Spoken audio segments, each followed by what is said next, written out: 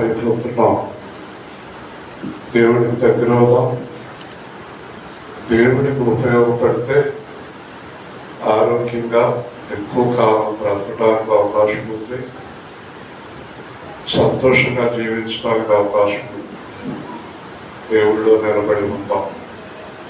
కాంక్షిక, మల్లేశ్వరి, మనయేషు, సంతోషం, సర్వయేది ఈరోజు సండే స్కూల్కి రాని వారు, సండే స్కూల్కి రాని వారి బాధ్యత తల్లిదండ్రులని పిల్లలది కాదు, నాకండి మాన్పించకండి.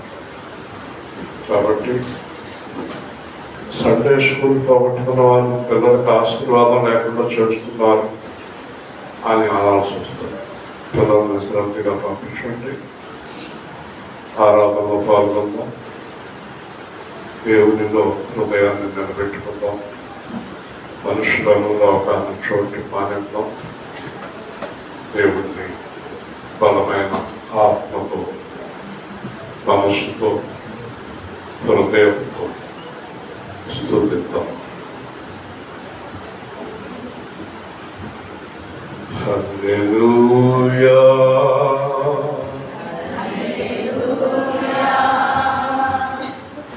హల్లెలూయా,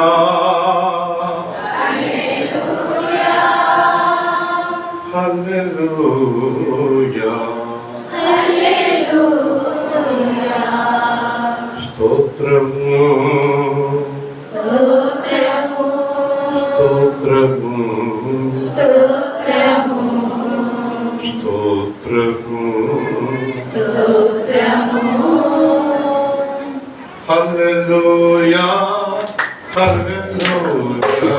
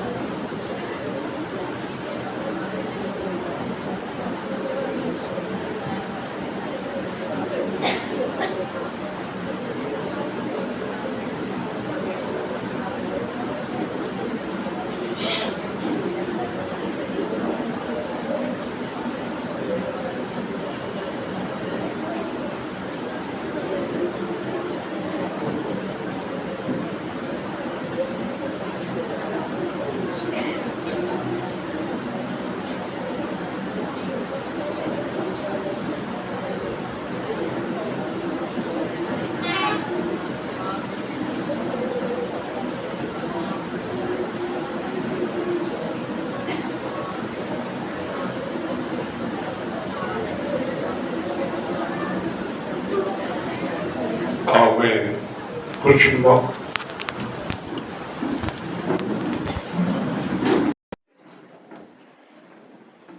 కుర్చీలు చాలా ఖాళీ ఉన్నాయి. ఖాళీ ఉన్న వైపుకి మీరు జరిగితే ఖాళీ కుర్చీల్లో కూర్చుంటారు.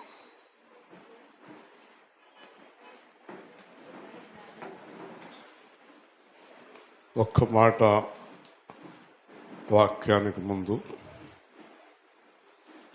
యేసు సేవా కేంద్రం అనే ఈ సంఘంలో ఒక నిబంధన మీరందరూ బలంగా గ్రహించాలి. ఇక్కడ వాక్యాన్ని వింటున్నవారు వాక్యానుసారంగా జీవించాలి. వాక్యానుసారంగా జీవించలేకపోతే నెమ్మదిగా మందిరానికి ఆగిపోవలసిందిగా కోరుతున్నాం. మరొక్కసారి ఈ మందిరంలో ఉండేవారు అందరూ వాక్యానుసారంగా జీవించాలి. వేదిక మీద నిలబడిన వాళ్ళ దగ్గర నుంచి ఆ షెడ్లో కూర్చున్న వారి వరకు దేవుడికి వ్యతిరేకమైన జీవితంలో ఉన్నవారు తొందరగా విడిచిపెట్టండి. ఒకవేళ విడిచిపెట్టలేకపోతే మందిరాన్ని విడిచిపెట్టండి. ఇది దేవుని ఆజ్ఞ, నాది కాదు. చాలా కాలం అయిపోయింది మనం దేవుడి దగ్గరికి వచ్చి. ఇంకా అదే బలహీనతలు కొనసాగించడం మంచిది కాదు. ఒకవేళ దేవుడు వచ్చినా రాకడొచ్చినా ఎత్తపడరు. భయంకరమైన ఘోర నరకాగ్నిలోకి తోయబడతారు.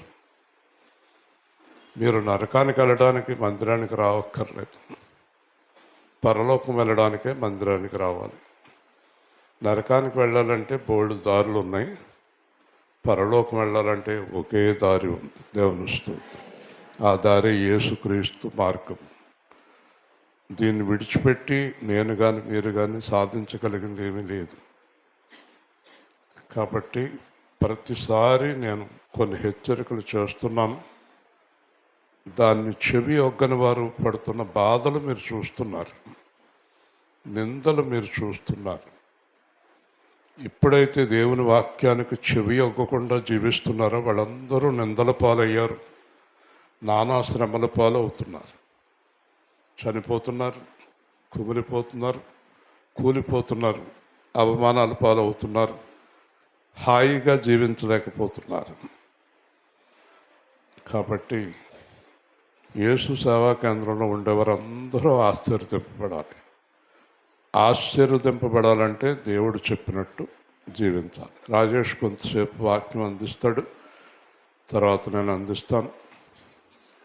శ్రద్ధగా విందాం. దేవుడు ఏం మాట్లాడుతున్నాడో ఆ మాటల్ని గమనిద్దాం.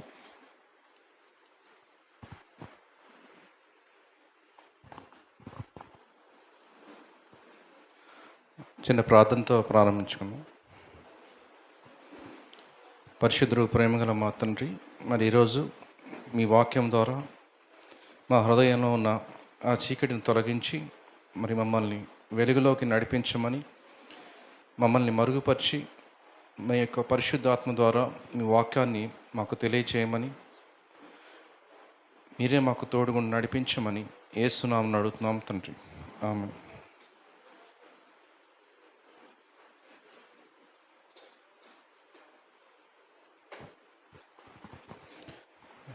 మత్తయి సువార్త 18వ అధ్యాయం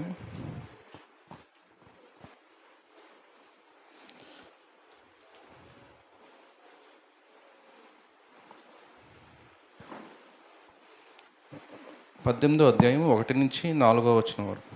ఆ కాలంన శిష్యులు యేసునొద్దకు వచ్చి, పరలోక రాజ్యంలో ఎవడు గొప్పవాడని అడుగగా, ఆయన ఒక చిన్న బిడ్డను తన యొద్దకు పిలిచి వారి మధ్యకు నిలువబెట్టి ఇట్లనెను, మీరు మార్పు నంది బిడ్డల వంటి వారైతేనే గాని పరలోక రాజ్యంలో ప్రవేశింపరని మీతో నిశ్చయముగా చెప్పుచున్నాను. కాగా ఈ బిడ్డ వలె తన్ను తాను తగ్గించుకుని వాడెవడో వాడే పరలోక రాజ్యంలో గొప్పవాడు. మరియు ఈయన అయితే ఈరోజు కొంచెం ఎక్కువ సమయం చెప్పాలనుకుంటున్నాను. అది మత్తయి సువార్త 18వ అధ్యాయం 1వ వచనం నుంచి చివరి వచనం వరకు. అయితే ఎందుకు ఈ అధ్యాయం మొత్తం తీసుకున్నానంటే, ఇంతకుముందు కూడా ఈ అధ్యాయం చదివినప్పుడు దీంట్లో 4-5 విషయాల గురించి చెప్పారు. అంటే మొదటగా మనం చిన్నపిల్లల్లాగా ఉండాలని, తర్వాత ఎవరిని మనం అభ్యంతరపరచకూడదని, తర్వాత చూస్తే ఎవరన్నా తప్పిపోయిన గొర్రెలుంటే వాడిని మళ్ళీ వెతికి రక్షించినప్పుడు దేవుడు ఎలా ఆనందిస్తాడని చెప్పాడు. తర్వాత ఇక్కడ చూస్తే మీరు ఒకరిద్దరుగా ఎవరైతే కూడుకొని ఏక మనస్సు కలిగి ప్రార్థిస్తారో వాళ్ళు ప్రార్థన చేసినప్పుడు మీకున్న సమస్యలు పోతాయని చెప్పాను. తర్వాత ఒకడికి ఒక రాజు ఉదాహరణగా చెప్పాడు. అంటే ఒక సదోహుడు మన ఎడల తప్పు చేసినప్పుడు ఎన్నిసార్లు క్షమించాలి, 7 సార్లా లేకపోతే 70 సార్లా, ఎన్నిసార్లు క్షమించాలి అని దానికి యేసుక్రీస్తు ఒక ఉదాహరణ చెప్పాడు.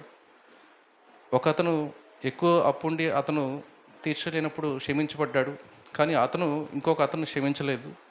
అయితే క్షమించకపోవడం వల్ల అతనికి వచ్చిన నష్టం ఏంటి? ఇలాగా ఈ అధ్యాయం చదివినప్పుడు అంటే 4-5 విషయాల గురించి ఒక అధ్యాయం చెప్పినప్పుడు నేనేమనుకున్నా అంటే ఇవన్నీ సపరేట్గా ఒక్కొక్క విషయం చెప్పాను అనుకున్నాం. కానీ ఆ తర్వాత చూస్తే కనుక ఇంకొక దైవజనులు చెప్పిన మాటను బట్టి చూస్తే ఈ అధ్యాయం అంతా కూడా ఒకటే. మొత్తం మొదటి వచనం నుంచి చివరి వచనం వరకు కూడా కంటిన్యూగా చదవాలి. ఒకదానికొకటి సంబంధం కలిగి ఉంది, ఏది కూడా సపరేట్గా చెప్పింది కాదు. అయితే మనం ఈరోజు అది చదివినప్పుడు మనకు అర్థమవుతుంది. మొదటిగా మనం చూస్తే పరలోక రాజ్యంలో ఎవరు గొప్పవాళ్ళని అడిగినప్పుడు యేసుక్రీస్తు ఏం చెప్తున్నాడంటే, మొదట మీరు పరలోక రాజ్యం గురించి ఎవరు గొప్పవాళ్ళు అనేది తర్వాత విషయం, కానీ మొదట తెలుసుకోవాల్సింది ఏంటంటే మీరు ఈ చిన్న బిడ్డల్లాగా మారితేనే కానీ పరలోక రాజ్యంలో ప్రవేశించరు. అంటే ప్రవేశించిన తర్వాతే కదా మనం ఎవరు గొప్పవాళ్ళు అనుకుంటాం. పరలోక రాజ్యంలో మొదట ప్రవేశం కావాలంటే మొదట మనం ఎలా మారాలంటే చిన్న బిడ్డల్లాగా మారాలంట. మరి చిన్న బిడ్డల్లాగా మారాలంటే చిన్న బిడ్డలంటే ఇక్కడ కొంచెం ఒక 4-5 సంవత్సరాలు వచ్చిన వాళ్ళు కూడా మనం చిన్న బిడ్డలు అనుకోకూడదు. ఎందుకంటే వాళ్ళకు కూడా మన యొక్క లక్షణాలు, తల్లిదండ్రుల యొక్క లక్షణాలు కలిగి ఉంటారు వాళ్ళు. అయితే చిన్న బిడ్డలు అంటే మనం ఇక్కడ చూడవలసింది పసిపిల్లలు. అంటే 1 సంవత్సరం లోపు ఉన్న పిల్లలు. వాళ్ళని చూసినప్పుడు మనకు అర్థమవుతుంది ఏంటంటే వాళ్ళలో కొన్ని లక్షణాలు మనం చూస్తే కనుక వాళ్ళ హృదయంలో ఎటువంటి కల్మషం ఉండదు, అందరినీ ఒకేలా చూస్తారు. ఎదుట వచ్చిన వ్యక్తి ఆ చిన్నపిల్లని ఏదో కొట్టడానికి వచ్చాడో, లేకపోతే ముద్దాడడానికి వచ్చాడో, లేకపోతే ఏ విధంగా వచ్చినా కూడా వాళ్ళకి తెలియదు, అందరినీ ఒకేలా చూస్తారు. వాళ్ళలో ఎటువంటి భేదం ఉండదు. ఇంకొక చిన్నపిల్లల్ని చూసినప్పుడు వాళ్ళు ఏమనుకుంటారంటే వాళ్ళతో చూసి నవ్వుతూ ఆడుకుంటారు, అంతేగాని వాళ్ళ స్థాయి ఏంటి, వాళ్ళు ఎవరు, వాళ్ళు నాకు శత్రువా మిత్రువా అని చూడరు. ఇలా మనం చూస్తే ఆ చిన్నపిల్లల్లో ఉండే లక్షణాలు ఏంటంటే హృదయంలో కల్మషం లేకపోవడం ఒకటి. రెండోది ఒకరినొకరిని పోల్చుకోవడం. అంటే నేను వాళ్ళతో పోల్చినప్పుడు వాళ్ళు నాకంటే ఎక్కువ తక్కువ అనేది పోల్చుకోవడం ఉండదు. ఒకవేళ మనం చూస్తే కనుక చిన్నపిల్లల్ని ఎప్పుడన్నా ఒకసారి మనం గెలుతాం, మళ్ళీ ఒక అరగంట గంట ఆగి మళ్ళీ మనం చూసినప్పుడు మనం చూసి నవ్వుతారు వాళ్ళు. అంటే ఇంతకుముందు వాళ్ళని గెలిన విషయం మర్చిపోతారు. అంటే వాళ్ళకి చేసిన ఏదైతే ఉందో చిన్న దెబ్బ అయితే ఏదైతే మనం కొట్టామో లేకపోతే గిల్లామో అది మర్చిపోయి మళ్ళీ మనం చూసి ఏమీ తెలియనట్టుగా నవ్వుతారు. అంటే క్షమించే గుణం. ఇవన్నీ మనం చూస్తే ఇలాంటి గుణాలు మనకి ఉంటేనే తప్ప మనం పరలోక రాజ్యంలో వెళ్ళలేము, ప్రవేశించలేము. అప్పుడు ప్రవేశించిన తర్వాత ఎవరు గొప్ప అనేది తర్వాత విషయం. ఎందుకంటే మొదట మనం పరలోక రాజ్యం వెళ్ళాలంటే మనం పసిపిల్లల్లాగా మారాలి. అయితే పసిపిల్లలు కొన్ని విషయాల్లో తెలివి తక్కువగా ఉంటారు, ఎందుకంటే వాళ్ళకి తెలివి లేదు, వాళ్ళకి జ్ఞానం లేదు. అయితే మరి ఇదే మనం చూస్తే కనుక మొదటి కొరింథీయులకు రాసిన మొదటి పత్రిక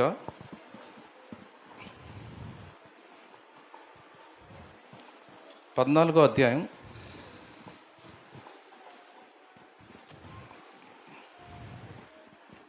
20వ వచనం.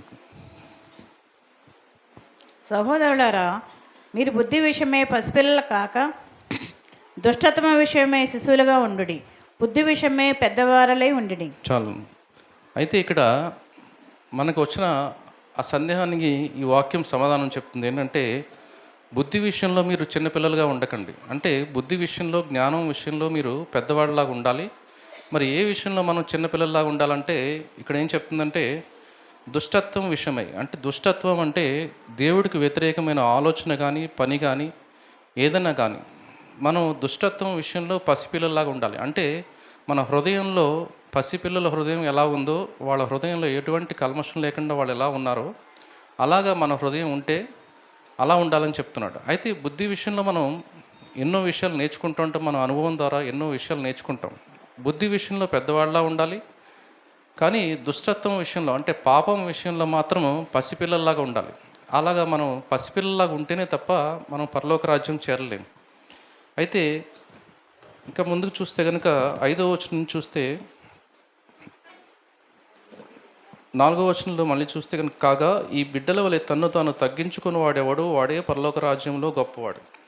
అయితే ఈ బిడ్డలాగా ఎవరైతే మనల్ని మనం తగ్గించుకుంటామో, ప్రతి విషయంలోనూ మనం తగ్గించుకుని ఉంటే కనుక మనం పరలోక రాజ్యంలో గొప్పవాళ్ళు అవుతాం. అయితే మనకు తెలిసిన క్రైస్తవులందరికీ తెలిసిన ఒక వ్యక్తి ఎవరు, బాగా తగ్గించుకున్న వ్యక్తి ఎవరంటే యేసుక్రీస్తు. అందుకనే యేసుక్రీస్తు ఒక్కడే పరలోక రాజ్యంలో గొప్పవాడయ్యాడు. ఎందుకు అయ్యాడంటే మనం అందరం కూడా తగ్గించుకుంటున్నాం అనుకుంటున్నాం, కానీ ఎన్నో విషయాల్లో మనలో ఆ తగ్గింపు లేదు. అయితే ఈ పసిపిల్లలాగా ఉండే ఇంకొక లక్షణం మనం యేసుక్రీస్తులో చూస్తాం. ఏంటంటే ఇప్పుడు చిన్నపిల్లవాడిని వెళ్ళి ఏదైనా సాయం ఏదైనా అడిగితే కనుక వాళ్ళ తండ్రినో వాళ్ళ తల్లినో అడుగుతాడు. ఏదో చిన్న ఇక్కడి నుంచి ఇక వస్తువు అక్కడ పెట్టాలంటే కూడా వాళ్ళ తండ్రి దగ్గరికి వెళ్ళి ఈ వస్తువు అక్కడికి పెట్టాలని అడుగుతాడు. అంటే మనం చూస్తే కనుక ఒక లక్షణం చూస్తే కనుక ప్రతి దానికి, ప్రతి చిన్న విషయానికి తల్లిదండ్రుల మీద ఆధారపడతాడు. ఇక్కడ యేసుక్రీస్తు కూడా ఇక్కడ చాలా వాక్యాల్లో చెప్పాడు. ఏంటంటే నాకు నేనుగా నేను ఏది చేయలేదు, కానీ నా తండ్రి చిత్తం ఏముందో దాన్నే నేను నెరవేర్చానని చెప్పాడు. అంటే దీని అర్థం ఏంటంటే యేసుక్రీస్తు తన జీవితకాలం అంతా కూడా ఒక పసిపిల్లవాడు ఎలాగ తల్లిదండ్రుల మీద ఎలాగైతే ఆధారపడి ఉంటాడో అలాగా యేసుక్రీస్తు తండ్రి చిత్తాన్ని నెరవేర్చడంలో ఒక చిన్న పిల్లవాడిలాగా చేశాడు. తనకి ఎంత వయసు వచ్చినా, అనుభవం వచ్చినా, జ్ఞానం వచ్చినా కానీ అవన్నిటినీ పక్కన పెట్టి తగ్గించుకోవడం అంటే అదే. మనం ఏదైనా ఒక విషయంలో ప్రావీణ్యత ఉందనుకోండి, ఒక 10 ఏళ్ళ నుంచి సపోజ్ ఒక డ్రైవింగ్ చేస్తున్నాను, ఒక కారు డ్రైవింగ్ నాకు 20 ఏళ్ళ నుంచి అలవాటు ఉందనుకోండి. ఎవరో చిన్నపిల్లవాడు వచ్చి ఇది ఇలా కాదు ఇలాగని చెప్తే మనం వెంటనే ఏం చేస్తామంటే నీకు అసలు కారు ఎప్పుడైనా నడిపావా అని అడుగుతాం. మొదట అతను చెప్పేది, ఆ పిల్లవాడు చెప్పేది కరెక్టా తప్ప అనేది మనం పక్కన పెడితే మనం అనుకుంటాం మనం చాలా తగ్గించుకుని ఉంటాం, చాలా విషయాల్లో మనం చాలా తగ్గించుకున్నాం, దీనంగా ఉన్నామని అనుకుంటాం. కానీ ఒక సందర్భం వచ్చినప్పుడు మనలో ఉన్న గర్వం ఎంత ఉన్నదో తెలుస్తుంది. కాబట్టి ఇక్కడ చూస్తే యేసుక్రీస్తు జీవితం అంతా కూడా తన తండ్రి చిత్తాన్ని నెరవేర్చాడు. ప్రతి విషయంలో, ప్రతి చిన్న విషయంలో తండ్రి ఎలా చేశాడో, ఎలా చేయమన్నాడో అలాగే చేశాడు. ఇలా ఎవరైతే తన జీవితకాలం తన తండ్రి చిత్తాన్ని నెరవేరుస్తాడో, యేసుక్రీస్తు పరిశుద్ధాత్మ ద్వారా మనకు తెలియజేసిన విషయాల్ని ఎవరైతే నెరవేర్చగలుగుతారో, వాళ్ళ జీవితంలో ఎవరైతే పాటించగలుగుతారో వాళ్ళు చిన్నపిల్లలాగా ఉంటారు. వాళ్ళు మాత్రమే పరలోక రాజ్యంలో గొప్పవాళ్ళగా ఉంటారు. అయితే ఆ తర్వాత చూస్తే మరియు ఇలాంటి ఒక బిడ్డను నా పేరిట చేర్చుకున్నవాడు నన్ను చేర్చుకును, నా యందు విశ్వాసముంచు ఈ చిన్నవారిలో ఒకరిని అభ్యంతరపరచువాడెవడో వాడు మెడకు పెద్ద తిరుగటి రాయి కట్టబడిన వాడై మిక్కిలి లోతైన సముద్రంలో ముంచి వేయబడుట వాడికి మేలు. అయితే ఇక్కడ చూస్తే కనుక ఎవరైతే ఈ చిన్న బిడ్డని దేవుడి దగ్గరికి రానివ్వకుండా అభ్యంతరపరుస్తున్నారో, ఇక్కడ మనం చూస్తే చిన్న బిడ్డ అనేది ఈ విషయంలో ఇంకొక అర్థం తీసుకోవాలి మనం. అంటే చిన్న బిడ్డ అంటే ఇక్కడ అర్థం ఏంటంటే తక్కువ వయస్సు కలిగిన వారు. అయితే ఇక్కడ రెండో అర్థం ఏంటంటే యేసుక్రీస్తులో క్రైస్తవులుగా మారిన తర్వాత, వాళ్ళు బాప్తిసం తీసుకుని యేసుక్రీస్తులోకి వచ్చిన తర్వాత వాళ్ళు ఒకవేళ వాళ్ళకి 70 సంవత్సరాలు ఉండొచ్చు, 80 సంవత్సరాలు ఉండొచ్చు, 100 సంవత్సరాలు ఉండొచ్చు, కానీ ఎవరైతే దేవుళ్ళో ఇంకా ఎదగలేదో, దేవుని విశ్వాసంలో ఎవరైతే ఇంకా చిన్నపిల్లలాగా ఉన్నారో వాళ్ళు కూడా ఇక్కడ చిన్నపిల్లలే అవుతారు. అంటే ఎవరి విశ్వాసం అయితే ఇంకా పరిపూర్ణం కాలేదో, ఎవరైతే వాళ్ళ విశ్వాసం వయసు చాలా చిన్నదో, ఇంకొక చోట పౌలు చెప్తున్నాడు, మీకు చాలా విషయాలు చెప్పాలనుకుంటున్నాను కానీ మీరు ఇంకా పాలు తాగే పిల్లల్లాగే ఉన్నారు, మీకు ఇంకా బలమైన ఆహారం నేను ఇవ్వలేకపోతున్నాను అంటున్నాడు. అంటే దేవుళ్ళో పసిపిల్లలు ఉన్నారు, పెద్దవాళ్ళు ఉన్నారు. అంటే దేవుళ్ళో అనుభవం కొద్దీ వాళ్ళు దేవుళ్ళు బలంగా నమ్మి విశ్వాసంలో ఎదిగిన వాళ్ళు ఉన్నారు, ఇంకా ఎన్నో సంవత్సరాల నుంచి దేవుణ్ణి నమ్ముకున్నా కానీ విశ్వాసంలో ఇంకా బలహీనంగా ఉండి చిన్నపిల్లల్లాగా ఉన్నవాళ్ళు ఉన్నారు. అయితే ఇక్కడ ఎవరైతే ఈ చిన్న బిడ్డని నా దగ్గర రాకుండా అభ్యంతరపరుస్తారో వాళ్ళకి దేవుడు చెప్తున్న ఒక కఠినమైన మాట ఏంటంటే, పెద్ద తిరగటి రాయి, చాలా బరువైన తిరగటి రాయి మెడకు కట్టుకుని లోతైన సముద్రం. ఇక్కడ రెండు విషయాలు మనం గమనిస్తే కనుక, పెద్ద తిరగటి రాయి, చాలా బరువు ఉన్న తిరగటి రాయి, అంటే చిన్నది కాదు, చిన్నదైతే మళ్ళీ పైకి వచ్చేస్తారేమో వాళ్ళు. ఇంకోటి ఏం చెప్తున్నాడంటే, సముద్రం అంటే చాలా పెద్దది, లోతైన సముద్రం అంటున్నాడు. అంటే దీని అర్థం ఏంటంటే, లోతైన సముద్రంలోకి పడిపోయి తన మెడకి తిరగటి రాయి కట్టుకుని పడిపోతే ఎటువంటి పరిస్థితుల్లో కూడా వాడు పైకి రాలేడు. అయితే ఇలాంటి ఒక పరిస్థితి దేవుడు ఏం చెప్తున్నాడంటే, ఎవరైతే దేవుడి దగ్గరికి రానివ్వకుండా వాళ్ళ విశ్వాసాన్ని ఎవరైతే కోల్పోయేలా చేస్తున్నారో వాళ్ళకి దేవుడు విధించే శిక్ష ఏంటంటే చనిపోవడం మేలంటున్నాడు. ఎందుకంటే దానికంటే ఘోరమైనది ఇంకా వాళ్ళ జీవితంలో జరుగుతుంది. ఎందుకంటే దేవుడి దగ్గర నుంచి వచ్చే శిక్ష ఎవరు తప్పించుకోలేరు. అందుకని ఇక్కడ ఏం చెప్తున్నాడంటే, ఎవరైతే ఈ చిన్న బిడ్డని, అంటే చిన్నపిల్లలు కానీ లేదా దేవుని విశ్వాసంలో ఇంకా చిన్నపిల్లలుగా ఉన్నవారిని ఎవరైతే దేవుడి దగ్గర రానివ్వకుండా అభ్యంతరపరచడం, అంటే వాళ్ళని ఏదో ఒక విధంగా అభ్యంతరపరచడం. అంటే దేవుడి విశ్వాసంలో ఒకవేళ ఒకళ్ళు పరిస్థితిలో ఇబ్బందుల్లో ఉన్నారు, మీ ఇబ్బందులు ఇంతే, మీకు ఎప్పుడు ఈ అభ్యంతరాలు ఎప్పుడు కూడా ఎలాగే ఉంటాయి, మీ జీవితం మారదు, మీరు ఇంకా మీ జీవితం అయిపోయింది అని చెప్పే ఎవరైతే విశ్వాసి ఇంకొక విశ్వాసి చెప్తున్నాడో వాడు ఆ విశ్వాసిని అభ్యంతరపరుస్తున్నట్టే. ఎలా అభ్యంతరపరుస్తున్నాడంటే, వాడు సమస్యలో ఉన్నప్పుడు వాళ్ళ విశ్వాసంలో కొంత విశ్వాసం ఉన్నా కానీ వాళ్ళు కలవరం వల్ల ఆ విశ్వాసంలో కొంచెం కృషించిపోయి ఉంటారు, బాధతో ఉంటారు. అలాంటప్పుడు ఇంకొక విశ్వాసి వెళ్ళి నువ్వు ఈ పరిస్థితి నుంచి నువ్వు బయటకు రాలేవని చెప్పినప్పుడు ఆ మాట ద్వారా వాళ్ళు చేసింది ఏంటంటే, వాళ్ళ విశ్వాసాన్ని ఇంకా తగ్గించడం వల్ల ఏం చేశారంటే, వాళ్ళు దేవుడి దగ్గరికి రానివ్వకుండా వాళ్ళ విశ్వాసాన్ని ఇంకా బలపరచకుండా వాళ్ళు బలహీనం చేయడం వల్ల దేవుడి దగ్గర నుంచి వాళ్ళు దూరం చేశారు. ఇలా చేసిన వాడు అతన్ని దేవుడి దగ్గర రానివ్వకుండా అభ్యంతరపరిచినట్టే. ఇలా ఎవరైతే అభ్యంతరపరుస్తున్నారో వాళ్ళు దేవుడు చెప్తున్న, ఇక్కడ యేసుక్రీస్తు ఈ మాట చెప్తున్నాడు, చాలా కఠినమైన మాట ఏంటంటే, మీరు వెళ్ళి లోతైన సముద్రంలో పడిపోయి చనిపోవడం మేలంటున్నాడు. కాబట్టి ఇక్కడ ఏం చెప్తున్నాడంటే 7వ వచనంలో, అభ్యంతరం వలన లోకమునకు శ్రమ, అభ్యంతరములు రాక తప్పవు, కానీ ఎవని వల్ల అభ్యంతరం వచ్చునో ఆ మనుషునికి శ్రమ. అయితే మన చుట్టూ ఉండే ఈ సమాజంలో మనకి ప్రతిరోజు కూడా ఏదో ఒక సమస్య వస్తూనే ఉంటుంది. ఎవరో ఒకళ్ళు మనకి ఇబ్బంది కలిగిస్తూనే ఉంటారు. మనం ఏం తప్పు చేయకపోయినా, ఇతరులని మనం ఇబ్బంది పెట్టకపోయినా కానీ మనకి ఏదో విధంగా ఎంతోమంది ఇబ్బందులు కలిగిస్తూ ఉంటారు. అయితే ఇక్కడ అన్నిలు చాలామంది చేస్తారు. అదే ఒక క్రైస్తవుడిగా ఉండి మనం కానీ ఇతరులని అభ్యంతరపరుస్తుంటే కనుక మనకు చాలా శ్రమ అంటున్నాడు. శ్రమలు మనం కాకపోతే, ఇప్పుడు ఒకళ్ళ ద్వారా కాకపోతే ఇంకొకళ్ళ ద్వారా వస్తాయి. శ్రమలు అనేవి రాక మానవు. సముద్రం ఉన్నంతసేపు అలలు ఉంటాయి, అలలు లేకుండా సముద్రం ఉండదు. కానీ ఇక్కడ మనం తెలుసుకోవాల్సింది ఏంటంటే, శ్రమలు ఎవరో ఒకళ్ళ ద్వారా వస్తాయి, కానీ ఆ శ్రమ మీ ద్వారా వస్తే కానీ మీరు ఒక విషయం గుర్తుంచుకోవాలి ఏంటంటే, ఆ శ్రమ మీ ద్వారా వస్తే కనుక ఆ శ్రమని దేవుడు క్షమించడు. ఎందుకంటే ఆ శ్రమ చాలా గొప్పది. దేవుడు ఇచ్చే ఏదైనా ఒక శిక్ష ఉందంటే అది చాలా భయంకరమైనది. మనుషులు ఇచ్చే శిక్ష కేవలం కొంతకాలం ఉండి వెళ్ళిపోయేదే, కానీ దేవుడి నుంచి వచ్చే శిక్ష చాలా బలమైనది, తట్టుకోలేనిది. దేవుడు సహాయం లేకుండా ఇప్పుడు మనం ఒక ఇబ్బందిలోనో లేకపోతే ఒక శిక్షలోనో ఉన్నప్పుడు దేవుడు మనకు సహాయం ఉంటే కనుక దాని నుంచి మనం తప్పించుకుంటాం, లేదా దాని నుంచి మనం బయటపడగలుగుతాం. అదే దేవుడే మనకు శిక్ష వేస్తే కనుక మనం తప్పించేవాడు ఎవడూ ఉండడు, ఎవరు కూడా మనం తప్పించలేరు. కాబట్టి ఇక్కడ తెలుసుకోవాల్సింది ఏంటంటే, మనం ఎవరినైనా ఇబ్బంది పరుస్తున్నామా లేదా వాళ్ళని అభ్యంతరపరుస్తున్నామా దేవుళ్ళలోనికి రానివ్వకుండా, లేదా వాళ్ళ విశ్వాసాన్ని సన్నగిల్లేలాగా మనం చేస్తుంటే కనుక వాళ్ళకి శ్రమ అంటున్నాడు. ఇంకా మనం చూస్తే కనుక, కాగా నీ చెయ్యి అయినను నీ పాదమైనను నిన్ను అభ్యంతరపరిచిన ఎడల దాన్ని నరికి నీ యొద్ద నుండి పారవేయము. ఇక్కడ మనం చూస్తే ఇంకా వచనంలో ఇక్కడ నిన్ను అభ్యంతరపరిచేది, ఇంతకుముందు ఈ వాక్యాన్ని మనం చదువుకున్నాం. ఏంటంటే, ఒకవేళ నా చెయ్యి నాకు ఇబ్బంది కలిగిస్తే కనుక దాన్ని తీసి పడేయమని చెప్పి అనుకున్నాం.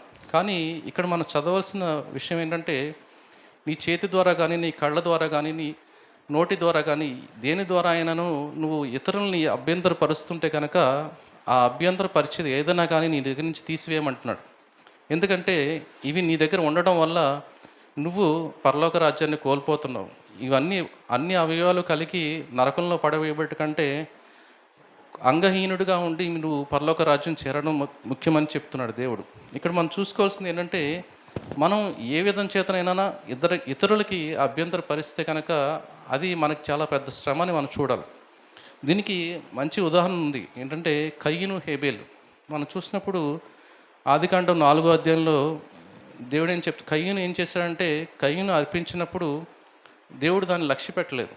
అయితే హేబేలు అర్పణని దేవుడు లక్ష్య పెట్టినప్పుడు ఆ హేబేలు మీద కోపం వచ్చింది. కోపం వచ్చినప్పుడు అతన్ని చంపేశాడు. చంపిన తర్వాత కూడా దేవుడు ఎందుకు అంత కోపంగా ఉన్నావు, ఎందుకు అలా చిన్నబుచ్చుకుని ఉన్నావు అని అడిగినప్పుడు, నీ తమ్ముడు ఎక్కడ అని అడిగినప్పుడు, హేబేలు ఎక్కడ అని అడిగినప్పుడు, అతనికి నేనైనా కావలివాడినా అని అడుగుతున్నాడు దేవుడిని. అయితే ఈ ప్రపంచ చరిత్రలో మొదటిసారి దేవుడు క్షమించిన వ్యక్తి ఎవరంటే ఆదాము కాదు. ఆదాంని క్షమించలేదు. ఆదాము చేసిన తప్పుకి దేవుడు ఏం చేశాడంటే, నువ్వు నీ కష్టార్జితంతో నువ్వు కష్టపడితేనే కానీ నువ్వు ఈ భూమి నుంచి నీకు సారం రాదు, ఏది నువ్వు తినలేవని చెప్పాడు. కానీ ఆదాముని క్షమించలేదు. కానీ కయ్యన్ని క్షమించాడు మొదటిసారి. ఏం క్షమించాడంటే, నీకు దేవుడి ద్వారా మొదటిసారి క్షమించడం అనేది కయ్యనికి వచ్చింది. కానీ కయ్యను చేసిన తప్పుకి ఆదాము చేసిన తప్పుకి తేడా చూస్తే కనుక మనం, ఆదాము తనను తాను నష్టపరుచుకున్నాడు. ఒక పండు తినొద్దన్న పండుని తిన్నాడు, అది తనను తాను నష్టపరుచుకున్నాడు. కయ్యను చేసిన పని ఏంటంటే, ఇతర వ్యక్తి తన తమ్ముడిని లేదా సహోదరుని చంపేశాడు. అంటే ఇతరులకి నువ్వు చేసే మోసం కానీ, ఇతరులు చేసే నువ్వు చేసింది ఏదైనా కానీ అది దేవుడు చాలా గట్టిగా పరిగణిస్తాడు. కయ్యను చేసిన ఈ కార్యాన్ని దేవుడు కయ్యను మీద శాపం తీసుకొచ్చాడు. అయితే ఆదాము తెలియక చేసిన తప్పు అతన్ని క్షమించాడు, కానీ కయ్యన్ని క్షమించలేదు. అలా ఇక్కడ నేను చెప్పాలనుకున్నది ఏంటంటే, ఎవరైతే మీరు ఇతరులని అభ్యంతరపరుస్తున్నారో, ఇక్కడ దేవుడి దగ్గర రానివ్వకుండా ఎవరైతే అభ్యంతరపరుస్తున్నారో వాళ్ళకి దేవుడి నుంచి చాలా పెద్ద శ్రమ వస్తుందని చెప్తున్నాడు.